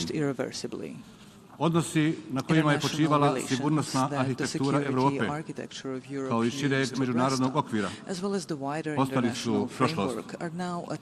U trenutku dok se gradovi i sela u Ukrajini suočavaju sa zastrašujućom stvarnošću rata, najmanje što možemo učiniti jeste da ne šutimo o tome. Ne smijemo šutjeti, naročito u ovoj zgradi, u Ujedinjenim nacijama, koje su i uspostavljene s ciljem sprečavanja i zaustavljanja onoga što se trenutno dešava u Ukrajini. Na koncu, naročito ne smijemo šutjeti mi u Bosni i Hercegovini, koji i sami imamo živo osjećanje na užase rata i agresije. Kao i u slučaju moje države, u periodu između 1992. i 1995. godine, sistem Ujedinjenih nacija, nažalost, ponovo nije bio u stanju ni da spriječi i da zaustavi rat u Ukrajini. Tu prvenstveno mislim na Vijeće sigurnosti, kao tijelo zaduženo za zaštitu međunarodnog mira i sigurnosti u svjetlu principa koji su definirani Poveljom Ujedinjenih nacija. Za razliku od Vijeća sigurnosti, koje zbog unutrašnjih odnosa i blokada evidentno nije u stanju ispuniti svoje obaveze, Generalna skupština Ujedinjenih nacija je ogromnom većinom usvojila rezoluciju o agresiji na Ukrajinu. Navedenom rezolucijom ovog tijela potvrđeni su neupitni principi Povelje Ujedinjenih nacija i drugih akata međunarodnog prava kojima se zabranjuje upotreba oružane sile i nalaže se državama da mirnim sredstvima rješavaju nesporazume. Iskazana je podrška teritorijalnom integritetu i suverenitetu Ukrajine, a postupci Ruske federacije nedvosmisleno su nazvani agresijom, te je upućen zahtjev da se ista zaustavi. Odbačeni su i secesionistički potezi pojedinih regiona unutar Ukrajine, usmjereni protiv njenog teritorijalnog integriteta. Bosna i Hercegovina je podržala ovu rezoluciju i stala na pravu stranu historije, skupa sa još 140 država, a u skladu s obavezama iz Povelje UN-a, našim ranije zauzetim stavovima i našom obavezom prema sporazumu o stabilizaciji i pridruživanju da pratimo vanjsku politiku Evropske unije. Iako ova rezolucija nema snagu da zaustavi rat, ona ima snagu da zaustavlja neistine. Sasvim jasan i dvosmislen jezik ovog najvišeg međunarodnog foruma smanjuje do krajnje mjere prostor svima koji pokušavaju relativizirati istinu. Prvi korak ka svakom rješenju je kazati istinu i poštovati je. Izražavam nadu da će u što skorijem roku doći do mira, kako bi ljudi u Ukrajini mogli normalno živjeti i kako bi se raseljeni vratili svojim kućama. Poštovani predsjedavajući, The war in Ukraine, as well as the consequences of the pandemic, led to drastic changes in all spheres of life. That is currently very visible in a deep energy crisis, inflation, a general recession, and the threat to supplies, especially in the food sector. We are all facing a very difficult and challenging winter. Global market and international free trade enabled enormous progress in all corners of the world. Eradication of hunger, availability of consumer goods, and continuous economic growth in all parts of the world. Those are all unquestionable benefits of global economic liberalization. Globalization tightly connected various parts of the globe and made us interdependent. Strong economic, security, and political interrelations produced an increasingly integrated global framework. Within that framework, everyone relies on one another in different spheres, from economy to security. At the same time, the interdependence of different parts of the world is the source of vulnerability of our global community. That became obvious during the pandemic, when traffic and supply channels were blocked. It is also obvious in the light of the current crisis related to the war in Ukraine, due to the blockade of wheat exports from Ukrainian ports. Developing countries in Africa and Asia are facing hunger. A large part of the European continent is facing an energy crisis due to dependence on Russian gas.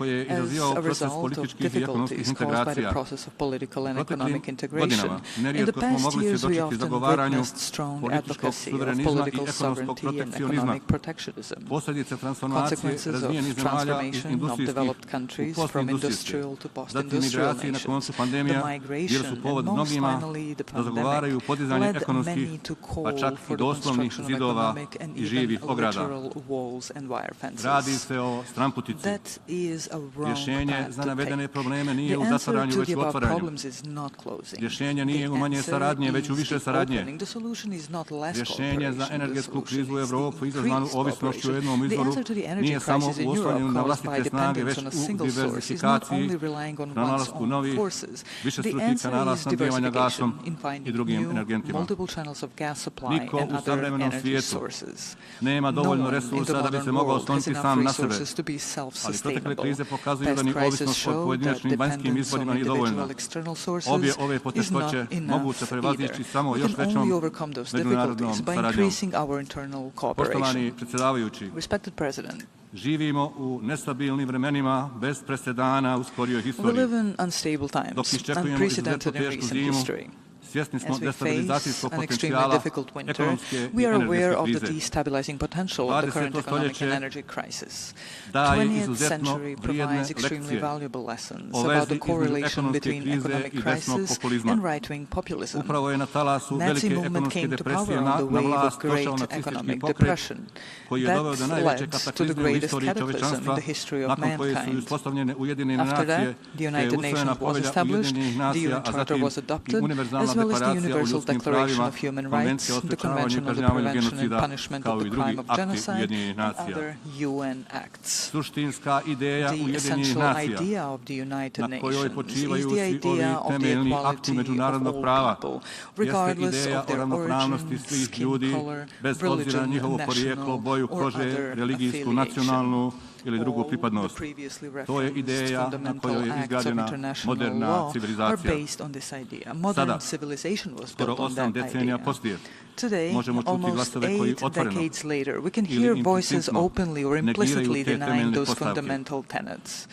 Right-wing populists more and more often say that all people and nations do not have equal rights, that some are more valuable than others. It is becoming increasingly frequent that they openly advocate the ideas of ethnic and racial supremacy and claim that domination and brute force are the only principles on which interpersonal and international relations can and should be structured. It only takes one step from those ideas to violence. From this place, from the United Nations building, I call for caution and action. We will face enormous challenges in the coming period. We must fulfill our duty and fight for civilizational ideas. At all costs, we must defend those ideas. Respected President, Bosnia and Herzegovina has been home to many peoples, cultures and religions for centuries.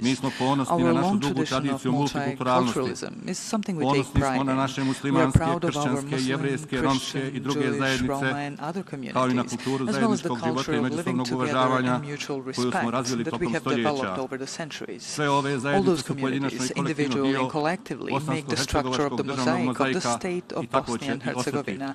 That is the way things are, and that is how things will remain. At the same time, Bosnia and Herzegovina, as a meeting place of cultures, was a thorn in the side of policies based on the idea of the impossibility of living together and the necessity of confrontation. Such policies led to the terrifying war in Bosnia and Herzegovina from 1992 to 1995. That war culminated in the genocide in Srebrenica. Resolutions from that period adopted by the United Nations General Assembly and the Security Council, as well as the reports of the UN Secretary General and the judgments of the International Criminal Tribunal for the former Yugoslavia, qualified the war in Bosnia and Herzegovina as an international armed conflict in which neighboring countries participated. The judgments passed by the Hague Criminal Tribunal conclude the joint criminal enterprises took place. The goal of those enterprises was the elimination of certain ethnic groups from parts of the territory of Bosnia and Herzegovina, so that those territories would ultimately be annexed to neighboring countries. This was the most serious violation of international general and humanitarian law. Bosnia and Herzegovina has gone through an arduous peace-building process since the conclusion of the Dayton Peace Agreement. However, we still face numerous challenges. Some of the major challenges are certain policies in Bosnia and Herzegovina and the neighborhood which have never abandoned the wartime goals of dividing our country. There are parties in Bosnia and Herzegovina that are part of the broad wave of right-wing populism in Europe. They openly claim that Bosnia and Herzegovina is not sustainable because according to them it is not possible for Muslims and Christians to live together. Muslims and Christians live and can live together. That life does have a perspective. What certainly has no perspective are retrograde policies that oppose such life. Bosnia and Herzegovina has a centuries-old history and is a living example and proof of the civilizational idea that people of different religions, nations and cultures can live together. The fact is that Bosnia and Herzegovina, even despite the war aimed at its destruction, managed to survive. That shows the exceptional resilience of my country. Majority of people in Bosnia and Herzegovina want to live in peace with their differences. There is enough strength for such Bosnia and Herzegovina to persevere. I am convinced that that will be the case. Iskustvo Bosne I Hercegovine govori da je vladavina prava krucijalan faktor za izgradnju mira. Rad Međunarodnog krivičnog tribunala za bivšu Jugoslaviju koji je formirao UN omogućuje žrtvama minimum pravde, a zločincima je poslao poruku da njihova djela neće ostati nekažnjena, te da će biti izvedeni pred lice pravde i snositi posljedice za svoje postupke.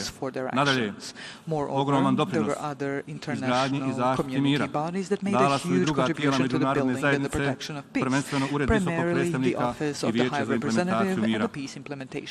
Oba tijela su uspostavljena na osnovu poglavlja 7 povelje Ujedinjenih nacija koje nalaže intervenciju međunarodne zajednice u svrhu zaštite mira, a njihovo uspostavljanje je potvrđeno i relevantnim rezolucijama Vijeća sigurnosti. Shodno tome, i njihovo zatvaranje moguće je samo uz novu odluku Vijeća sigurnosti, a zato još uvijek nije vrijeme.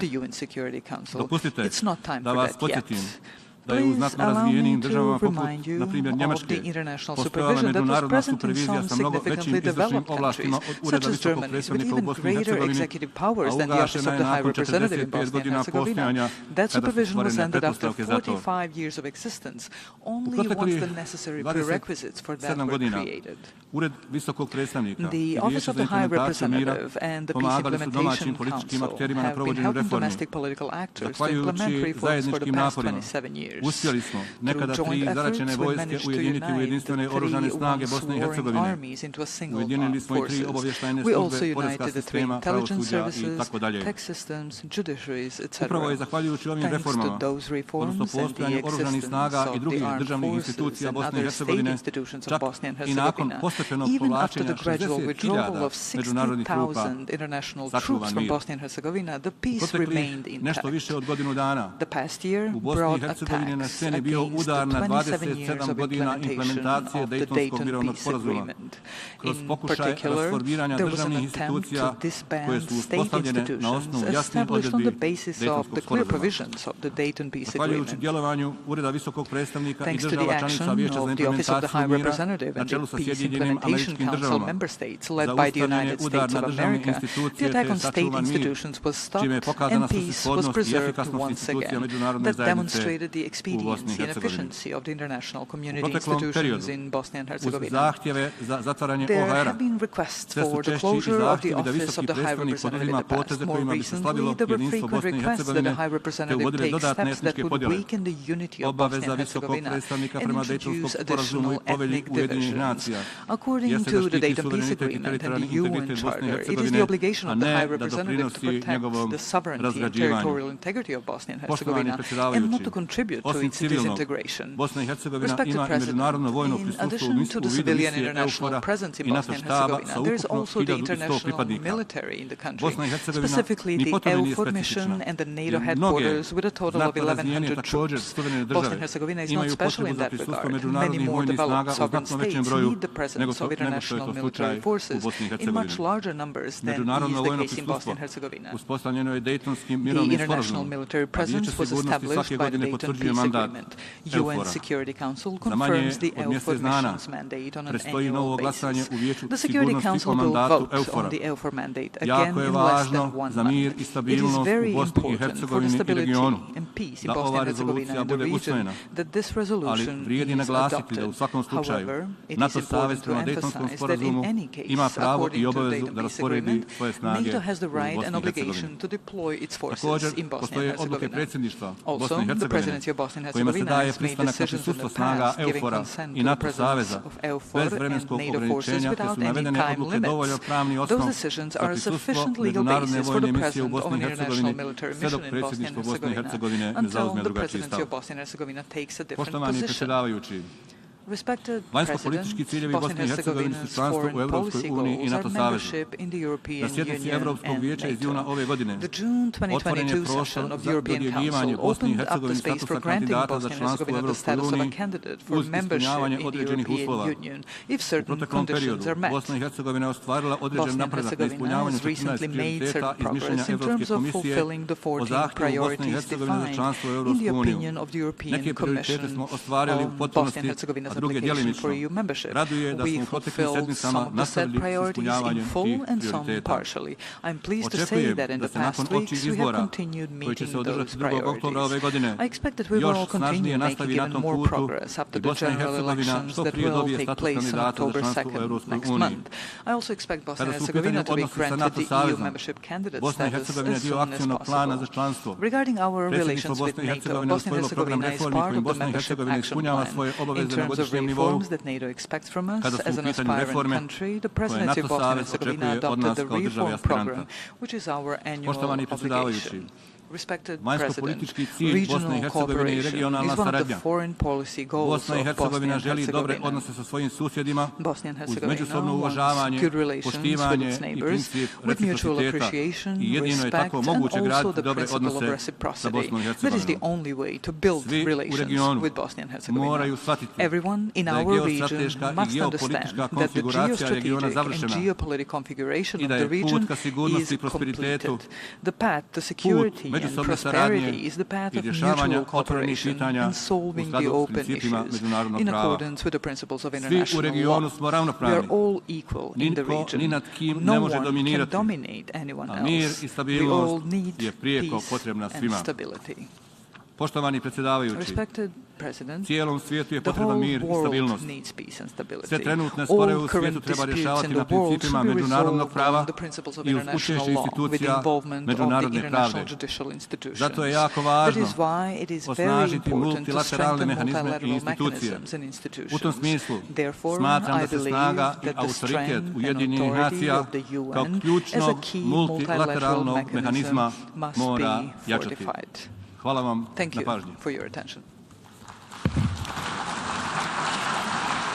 On behalf of the Assembly, I wish to thank the Chair of the Presidency of Bosnia and Herzegovina for the statement just made, and I request the protocol to escort His Excellency. The Assembly, we are here, the address by His Excellency Chandrika Persad Santokhi, President of the Republic of Suriname. I request the protocol to escort His Excellency.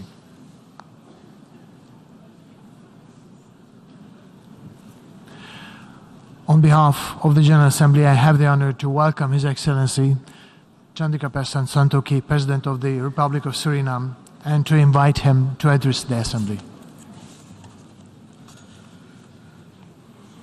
Good morning, President of the General Assembly, Xaba Korosi, Secretary General of the United Nations, Antonio Guterres, colleague heads of delegations, ladies and gentlemen. Mr. President, I congratulate you on your election to preside over the 77th session of this august body, and I assure you of my country's full support during your presidency. Mr. President, at last year's general debate, I called on leaders to build a better world, a planet for those living today, but more so for those generations yet to come. So today, I would like to take you back to 1992, when Stephen Kules Suzuki spoke at the United Nations Earth Summit in Rio de Janeiro. She appealed to everyone to help stop the destruction of the Earth's resources. And now, 2022, we are here. The current state of the world does not need another wake-up call. It is time for real action.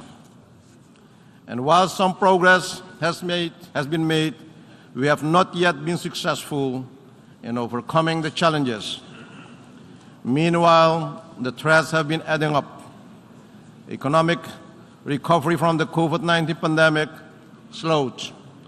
Worsening climate crisis with extreme weather events, biodiversity loss and ecosystems collapse, increasing levels of poverty and hunger, and yes, a humanitarian crisis. The global community is faced with escalating consumer and fuel prices that have risen substantially, damaging living standards, particularly for the vulnerable. Therefore, I want you to take a moment and ask yourself, have we treated our Earth in a sustainable way? Are we better prepared for the next pandemic? Has access to climate financing improved?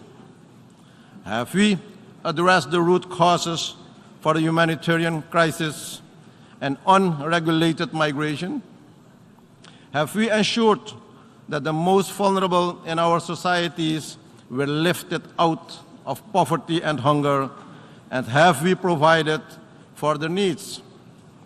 And we are taking enough actions together as one? Mr. President, Secretary General, colleague heads, we all can conclude that we are not ready and have not taken all the necessary measures. And as leader of my country, Suriname, a small country, one of only 3 carbon-negative countries in the world, I appeal to you today let us uphold our firm commitment to international principles and international law by all when addressing the global challenges and threats. Today, I urge the United Nations to exert its important role and place in defense of these principles through meaningful dialogue and constructive engagement as tools. These developments will take us further from our shared objectives in 2030 Agenda for Sustainable Development and the promise of leaving no one behind. Mr. President, no country is immune to the climate crisis. Over the past months, Suriname has been affected by excessive rainfall, resulting in floods in many parts of the country. Due to the inflow of salt water, fertile agricultural land was adversely affected, causing economic loss and impacting food security and rural livelihoods.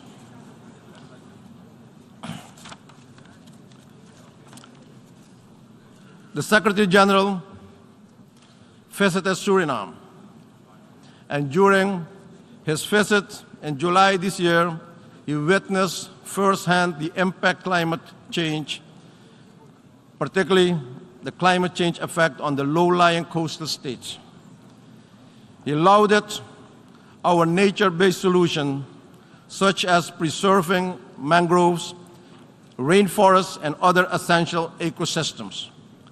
And he stated, the Caribbean is ground zero for the global climate emergency. Mr. President, that is why it is time to act now. We have delivered the $100 billion commitment in climate finance for adaptation. As such, we call for support for a research agenda that will help the region understand the cost of climate change on sectors and economies. Scaling up the means of implementation, including finance, particularly adaptation finance, capacity building, and technology transfer, and not technology dumping. Scaling up finance for adaptation and for response to loss and damage, with prioritization for Caribbean SIDS to access grant and concessionary finance, including through bilateral channels in particular. The establishment of a loss and damage facility under the UN FCCC that would provide SIDS with resources to finance loss and damage resulting from climate change. In this regard, I express appreciation to the Secretary General of the United Nations for his efforts to make the Adaptation Fund more accessible to countries affected by climate change through his Adaptation Finance Initiative. Mr. President, finance is the backbone of sustainable development. The time has come, and the time is now, for a real reform of the global financial architecture, a reform that must take into consideration the unique and inherent vulnerabilities that hamper the ability of small and vulnerable economies to overcome economic, environmental, and social shocks. I therefore welcome the appointment of the high-level panel on multidimensional vulnerability index, and we look forward to finding solutions to address the obstacles to realizing the index, in particular the availability of reliable data. Mr. President, the political, economic, and humanitarian crisis in Haiti remains a great concern to the region and requires the attention of the international community. In my capacity as current CARICOM chair, I am committed to exerting all efforts for a dialogue with all stakeholders in Haiti aimed at safeguarding peace and security. It is of utmost importance that any support in resolving the situation in Haiti should be on the basis of a Haitian-supported and owned plan. Conflicts and violence are currently on the rise globally in all regions, which are leading to hostilities and displacements. These hostilities and mass displacements are causing people to face paralyzing levels of poverty and food insecurity. We as member states constituting the United Nations should take up our role in maintaining international peace and security.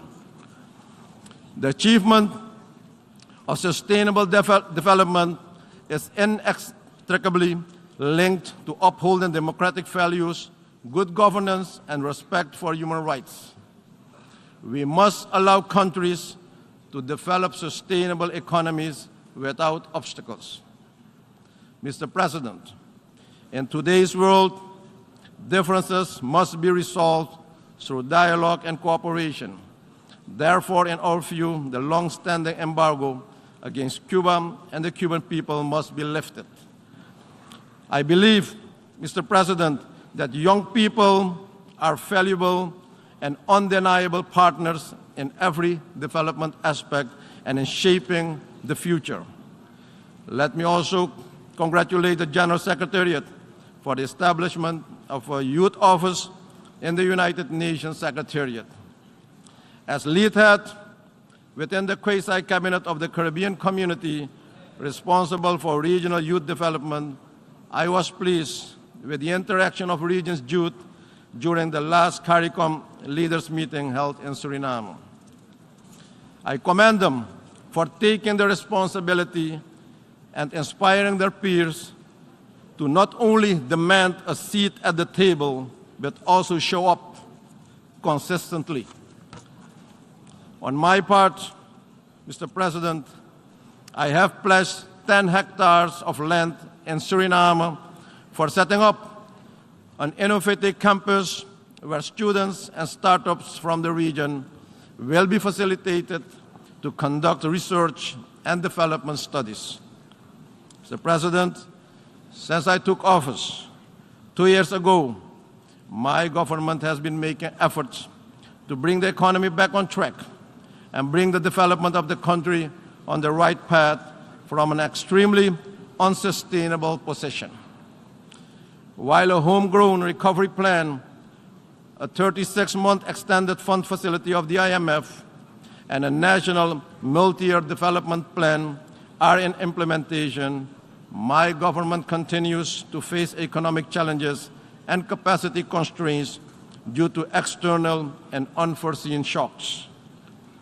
Based on the impact of several crises and the measure to reform the economy, the population is going through the hardship now. Therefore, international support in this regard is of utmost importance. Mr. President, to avoid further hardships and to bring some relief to the population, we have taken a decision to re-engage with the IMF to consider where the program can be adjusted to implement the program based on the current realities in the world and to minimize the social costs of this program. We appreciate bilateral and multilateral partners who have expressed solidarity and have provided valuable support to my country and people during these challenging times. Additionally, our goal is to attract investment to improve productivity and capital allocation, which are critical for growth and poverty reduction. In conclusion, Mr. President, Secretary General, colleague heads, effective and consensus-based multilateralism is the only option for solving the interlocking challenges our world faces today. National solutions to resolve global problems have time and again proven to be ineffective and at times dangerous. Through global solutions with adapted local or national implementation, we should achieve the future we want. Mr. President, ladies and gentlemen, together we can, together we will, together we have, and together we are stronger. I thank you, and may God bless you all. Thank you. On behalf of the Assembly, I wish to thank the President of the Republic of Suriname for the statement just made, and I request the protocol to escort His Excellency. The Assembly will hear an address by His Excellency Joseph R. Biden, Jr., President of the United States of America. I request the protocol to escort His Excellency.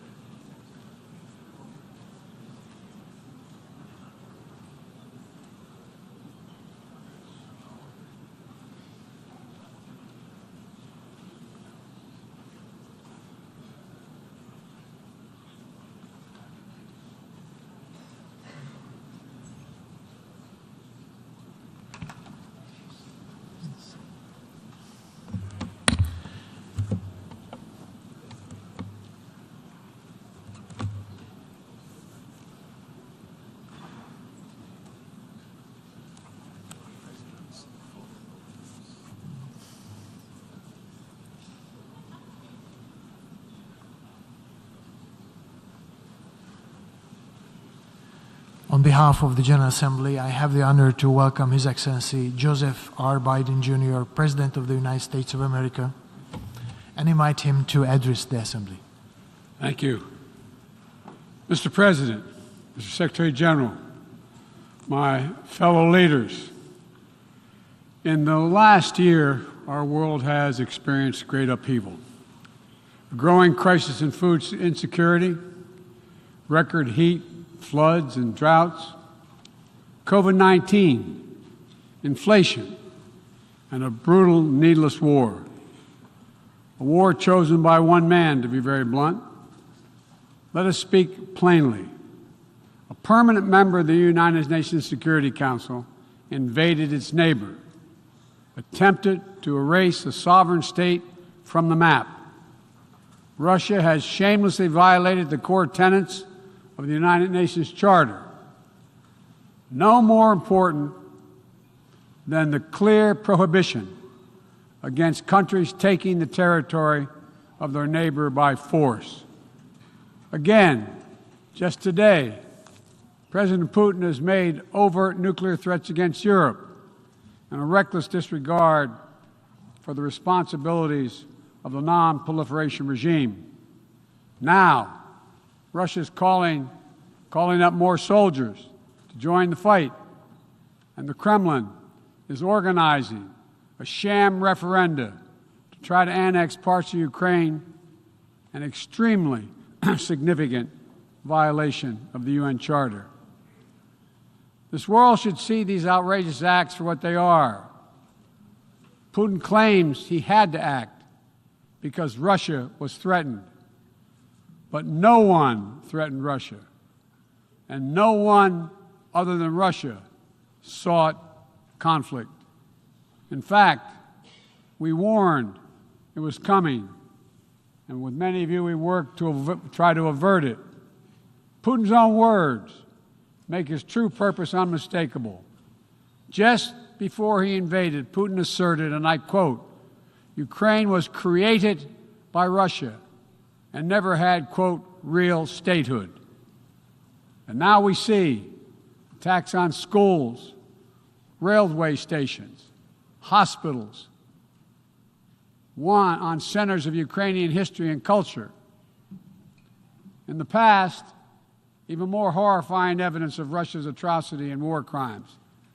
mass graves uncovered in Izium, bodies, according to those who excavated those bodies, showing signs of torture.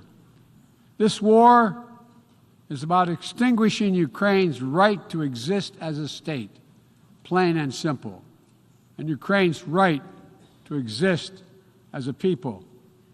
Whoever you are, wherever you live, whatever you believe, that should make your blood run cold. That's why 141 nations in the General Assembly came together and to unequivocally condemn Russia's war against Ukraine. The United States has marshaled massive levels of security assistance and humanitarian aid and direct economic support for Ukraine. More than $25 billion to date. Our allies and partners around the world have stepped up as well.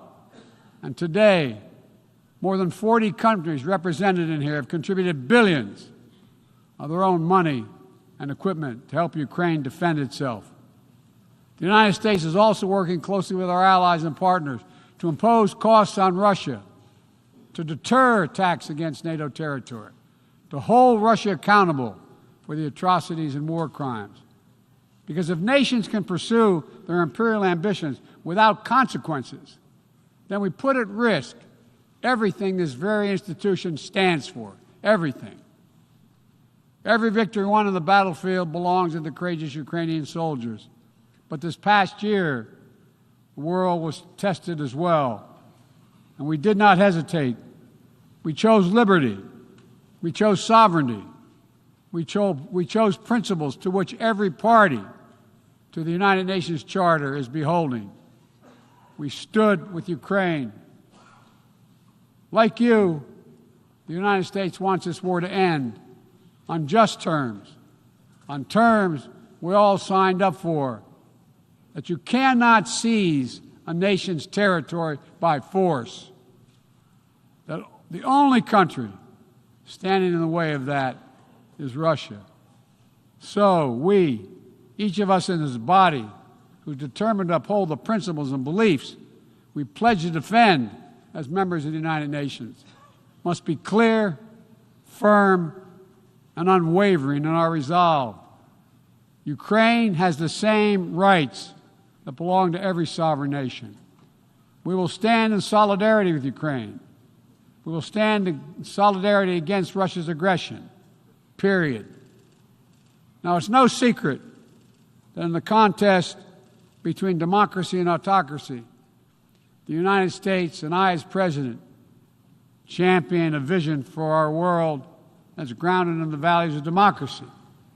The United States is determined to defend and strengthen democracy at home and around the world, because I believe democracy remains humanity's greatest instrument to address the challenges of our time. We're working with the G7 and like-minded countries to prove democracies can deliver for their citizens, but also deliver for the rest of the world as well. But as we meet today, the UN Charter's very basis of a stable and just rule-based order is under attack by those who wish to tear it down or distort it for their own political advantage. And the United Nations Charter was not only signed by democracies of the world, it was negotiated among citizens, dozens of nations with vastly different histories and ideologies, united in their commitment to work for peace. As President Truman said in 1945, the UN Charter, and I quote, is proof that nations like men can state their differences, can face them, and then can find common ground on which to stand, end of quote. That common ground was so straightforward, so basic, that today 193 of you, 193 member states have willingly embraced its principles.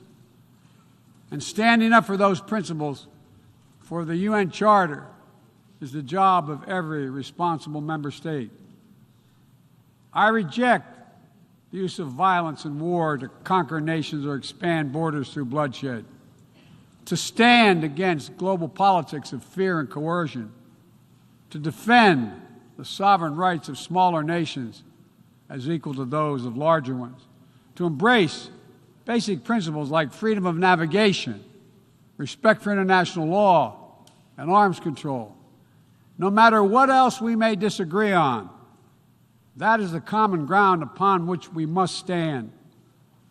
If you're still committed to a strong foundation for the good of every nation around the world, then the United States wants to work with you.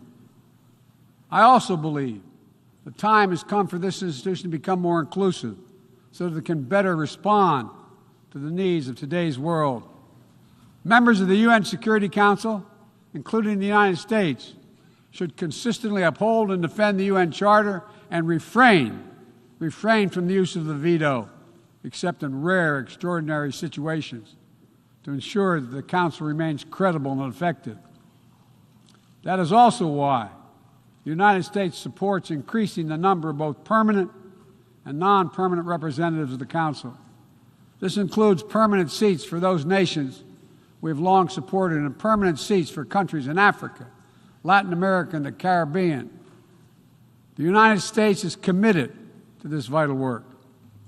In every region, we've pursued new, constructive ways to work with partners to advance shared interests, from elevating the Quad in the Indo-Pacific to signing the Los Angeles Declaration of Migration and Protection at the Summit of the Americas, to joining a historic meeting of 9 Arab leaders to work toward a more peaceful, integrated Middle East, to hosting the U.S.-Africa Leaders Summit in this December.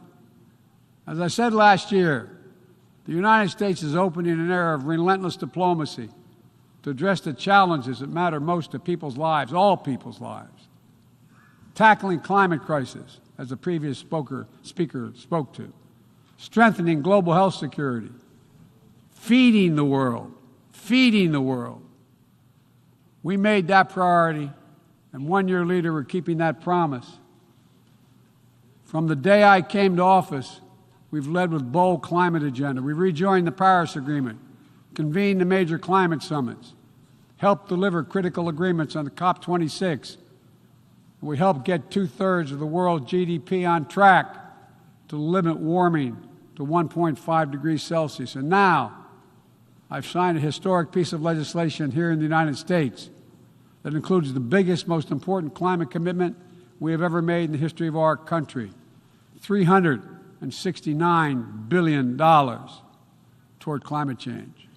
That includes tens of billions in new investments in offshore wind and solar, doubling down on zero-emission vehicles, increasing energy efficiency, supporting clean manufacturing. Our Department of Energy estimates that this new law will reduce U.S. emissions by 1 gigaton a year by 2030, while unleashing a new era of clean energy-powered economic growth. Our investments will also help reduce the cost of developing clean energy technologies worldwide, not just in the United States. This is a global game changer, and none too soon. We don't have much time. We all know we're already living in a climate crisis. No one seems to doubt it after this past year. Much of Pakistan is still underwater, needs help. Meanwhile, the Horn of Africa faces unprecedented drought. Families are facing impossible choices, choosing which child to feed and wondering whether they'll survive. This is the human cost of climate change, and it's growing, not lessening. So as I announced last year, to meet our global responsibility, my administration is working with our Congress to deliver more than $11 billion a year to international climate finance, to help lower-income countries implement their climate goals and ensure a just energy transition. The key part of that will be our PEPFAR plan, which will help 500 million people in especially vulnerable countries adapt to the impacts of climate change and build resilience. This need is enormous. So let this be the moment we find within ourselves the will to turn back the tide of climate devastation and unlock a resilient, sustainable, clean energy economy to preserve our planet. On global health, we've delivered more than 620 million doses of COVID-19 vaccine to 116 countries around the world, with more available to help meet countries' needs. All free of charge, no strings attached, and we're working closely with the G20 and other countries in the United States to help lead the change to establish a groundbreaking new fund for pandemic prevention, preparedness, and response at the World Bank. At the same time, we've continued to advance the ball on enduring global health challenges. Later today, I'll host the 7th Replenishment Conference for the Global Fund to fight AIDS, tuberculosis, and malaria. With bipartisan support in our Congress, I have pledged to contribute up to $6 billion to that effort. So I look forward to welcoming a historic round of pledges at the conference, resulting in one of the largest global health fundraisers ever held in all history. We're also taking down the food crisis head on, with as many as 193 million people around the world experience acute food insecurity, a jump of 40 million in a year. Today I'm announcing another $2.9 billion in U.S. support for life-saving humanitarian and food security assistance for this year alone. Russia, in the meantime, is pumping out lies, trying to pin the blame for the crisis, the food crisis, on the sanctions imposed by many in the world for the aggression against Ukraine. So let me be perfectly clear about something. Our sanctions explicitly allow Russia the ability to export food and fertilizer. No limitation. It's Russia's war that is worsening food insecurity, and only Russia can end it. I'm grateful for the work here at the UN, including your leadership, Mr. Secretary General, establishing a mechanism to export grain from Black Sea ports in Ukraine that Russia had blocked for months, and we need to make sure it's extended. We believe strongly in the need to feed the world. That's why the United States is the world's largest supporter of the World Food Program, with more than 40% of its budget. We're the leading support of the UNICEF efforts to feed children around the world. To take on a larger challenge of food insecurity, the United States introduced a call to action, a roadmap eliminating global food insecurity, that more than 100 nation member states have already supported. In June, the G7 announced more than $4.5 billion to strengthen food security around the world through USAID's Feed the Future initiative. The United States is scaling up innovative ways to get drought and heat-resistant seeds into the hands of farmers who need them, while distributing fertilizer and improving fertilizer efficiency so that farmers can grow more while using less. And we're calling on all countries to refrain from banning food exports or hoarding grain while so many people are suffering. Because in every country in the world, no matter what else divides us, if parents cannot feed their children, nothing else matters. If parents cannot feed their children. As we look to the future, we're working with our partners to update and create rules of the road for new challenges we face in the 21st century. We launched the Trade and Technology Council with the European Union to ensure that key technologies are developed and governed in the way that benefits everyone. With our partner countries and through the UN, we're supporting and strengthening the norms of responsible state behavior in cyberspace, and working to hold accountable those who use cyber attacks to threaten international peace and security. With partners in the Americas, Africa, Europe, and the Middle East, and the Indo-Pacific, we're working to build a new economic ecosystem where every nation gets a fair shot and economic growth is resilient, sustainable, and shared. That's why the United States has championed a global minimum tax, and we will work to see it implemented so major corporations pay their fair share everywhere, everywhere. It's also been the idea behind the Indo-Pacific Economic Framework, which the United States launched this year with 13 other Indo-Pacific economies. We're working with our partners in ASEAN and the Pacific Islands to support a vision for a critical Indo-Pacific region that is free and open, connected and prosperous, secure and resilient. Together with partners around the world, we're working to secure resilient supply chains that protect everyone from coercion or domination, and ensure that no country can use energy as a weapon.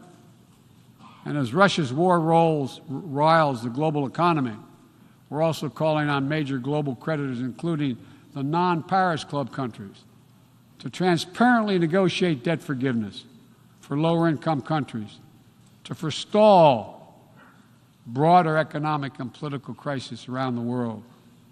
Instead of infrastructure projects that generate huge and large debt without delivering on the promised advantages, let's meet the enormous infrastructure needs around the world with transparent investments, high-standard projects that protect the rights of workers and the environment, keyed to the needs of the communities they serve, not to the contributor. That's why the United States, together with fellow G7 partners, launched a Partnership for Global Infrastructure and Investment. We intend to collectively mobilize $600 billion in investment through this partnership by 2027. Dozens of projects are already underway.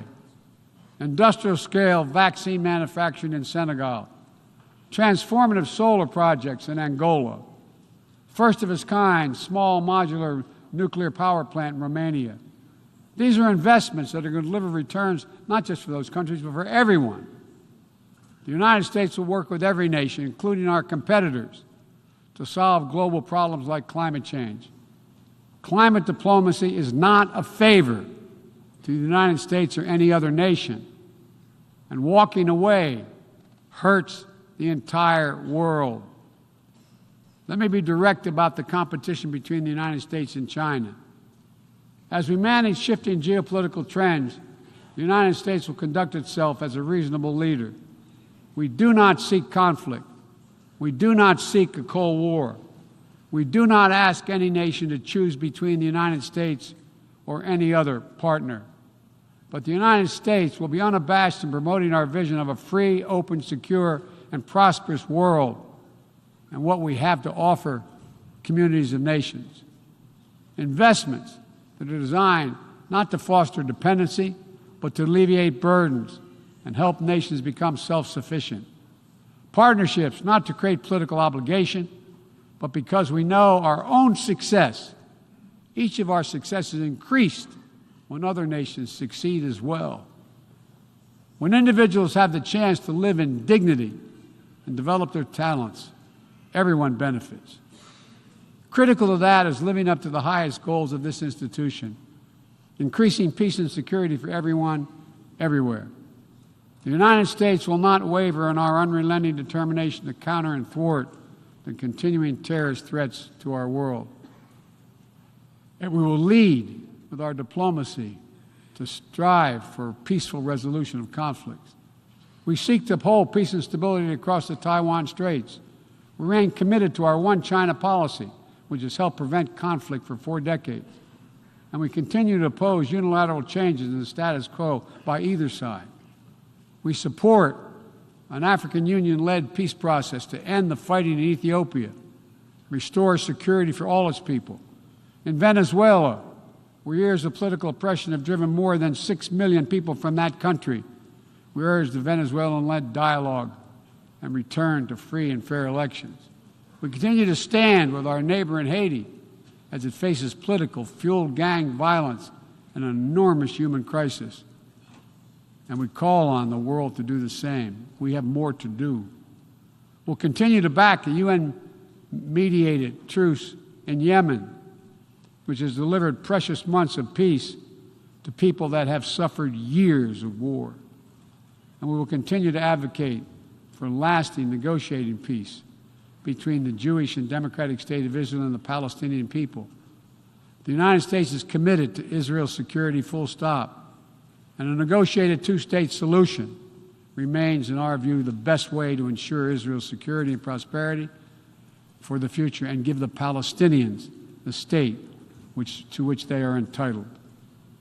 Both sides to fully respect the equal rights of their citizens, both people enjoying equal measure of freedom and dignity.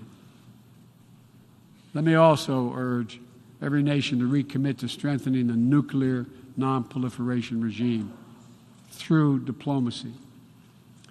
No matter what else is happening in the world, the United States is ready to pursue critical arms control measures. A nuclear war cannot be won and must never be fought. The 5 permanent members of the Security Council just reaffirmed that commitment in January. But today, we're seeing disturbing trends. Russia shunned the non-proliferation ideals embraced by every other nation at the 10th NPT Review Conference. And again today, as I said, they're making irresponsible nuclear threats to use nuclear weapons. China is conducting an unprecedented, concerning nuclear buildup without any transparency. Despite our efforts to begin serious and sustained diplomacy, the Democratic People's Republic of Korea continues to blatantly violate UN sanctions. And while the United States is prepared for a mutual return to the Joint Comprehensive Plan of Action if Iran steps up to its obligations, the United States is clear. We will not allow Iran to acquire a nuclear weapon. I continue to believe that diplomacy is the best way to achieve this outcome. The non-proliferation regime is one of the greatest successes of this institution. We cannot let the world now slide backwards, nor can we turn a blind eye to the erosion of human rights. Perhaps singular among this body's achievements stands the Universal Declaration of Human Rights, which is the standard by which our forebears challenged us to measure ourselves. They made clear in 1948, human rights are the basis for all that we seek to achieve. And yet today, in 2022, fundamental freedoms are at risk in every part of our world, from the violations in Xinjiang, detailed recent reports by the Office of UN and U.S. reports detailing by the U.S. High Commissioner, to the horrible abuses against pro-democracy activists and ethnic minorities by the military regime in Burma, to the increased repression of women and girls by the Taliban in Afghanistan. And today, we stand with the brave citizens and the brave women of Iran who right now are demonstrating to secure their basic rights. But here's what I know.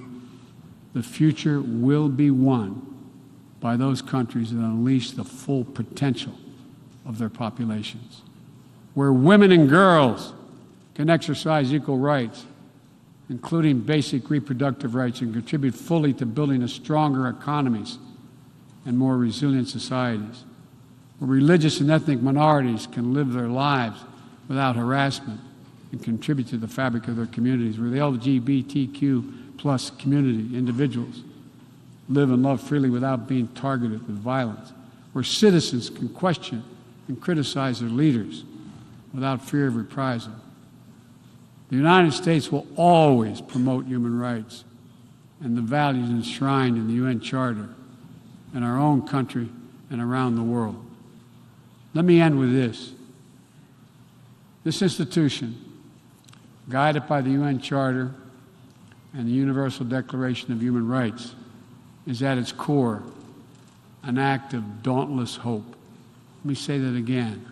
It's an act of dauntless hope. Think about the vision of those first delegates who undertook a seemingly impossible task while the world was still smoldering.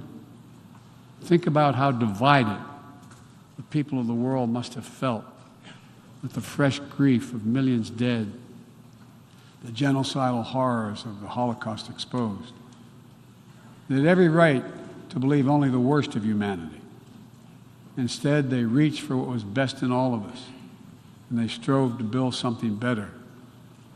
Enduring peace, comity among nations, equal rights for every member of the human family, cooperation for the advancement of all humankind.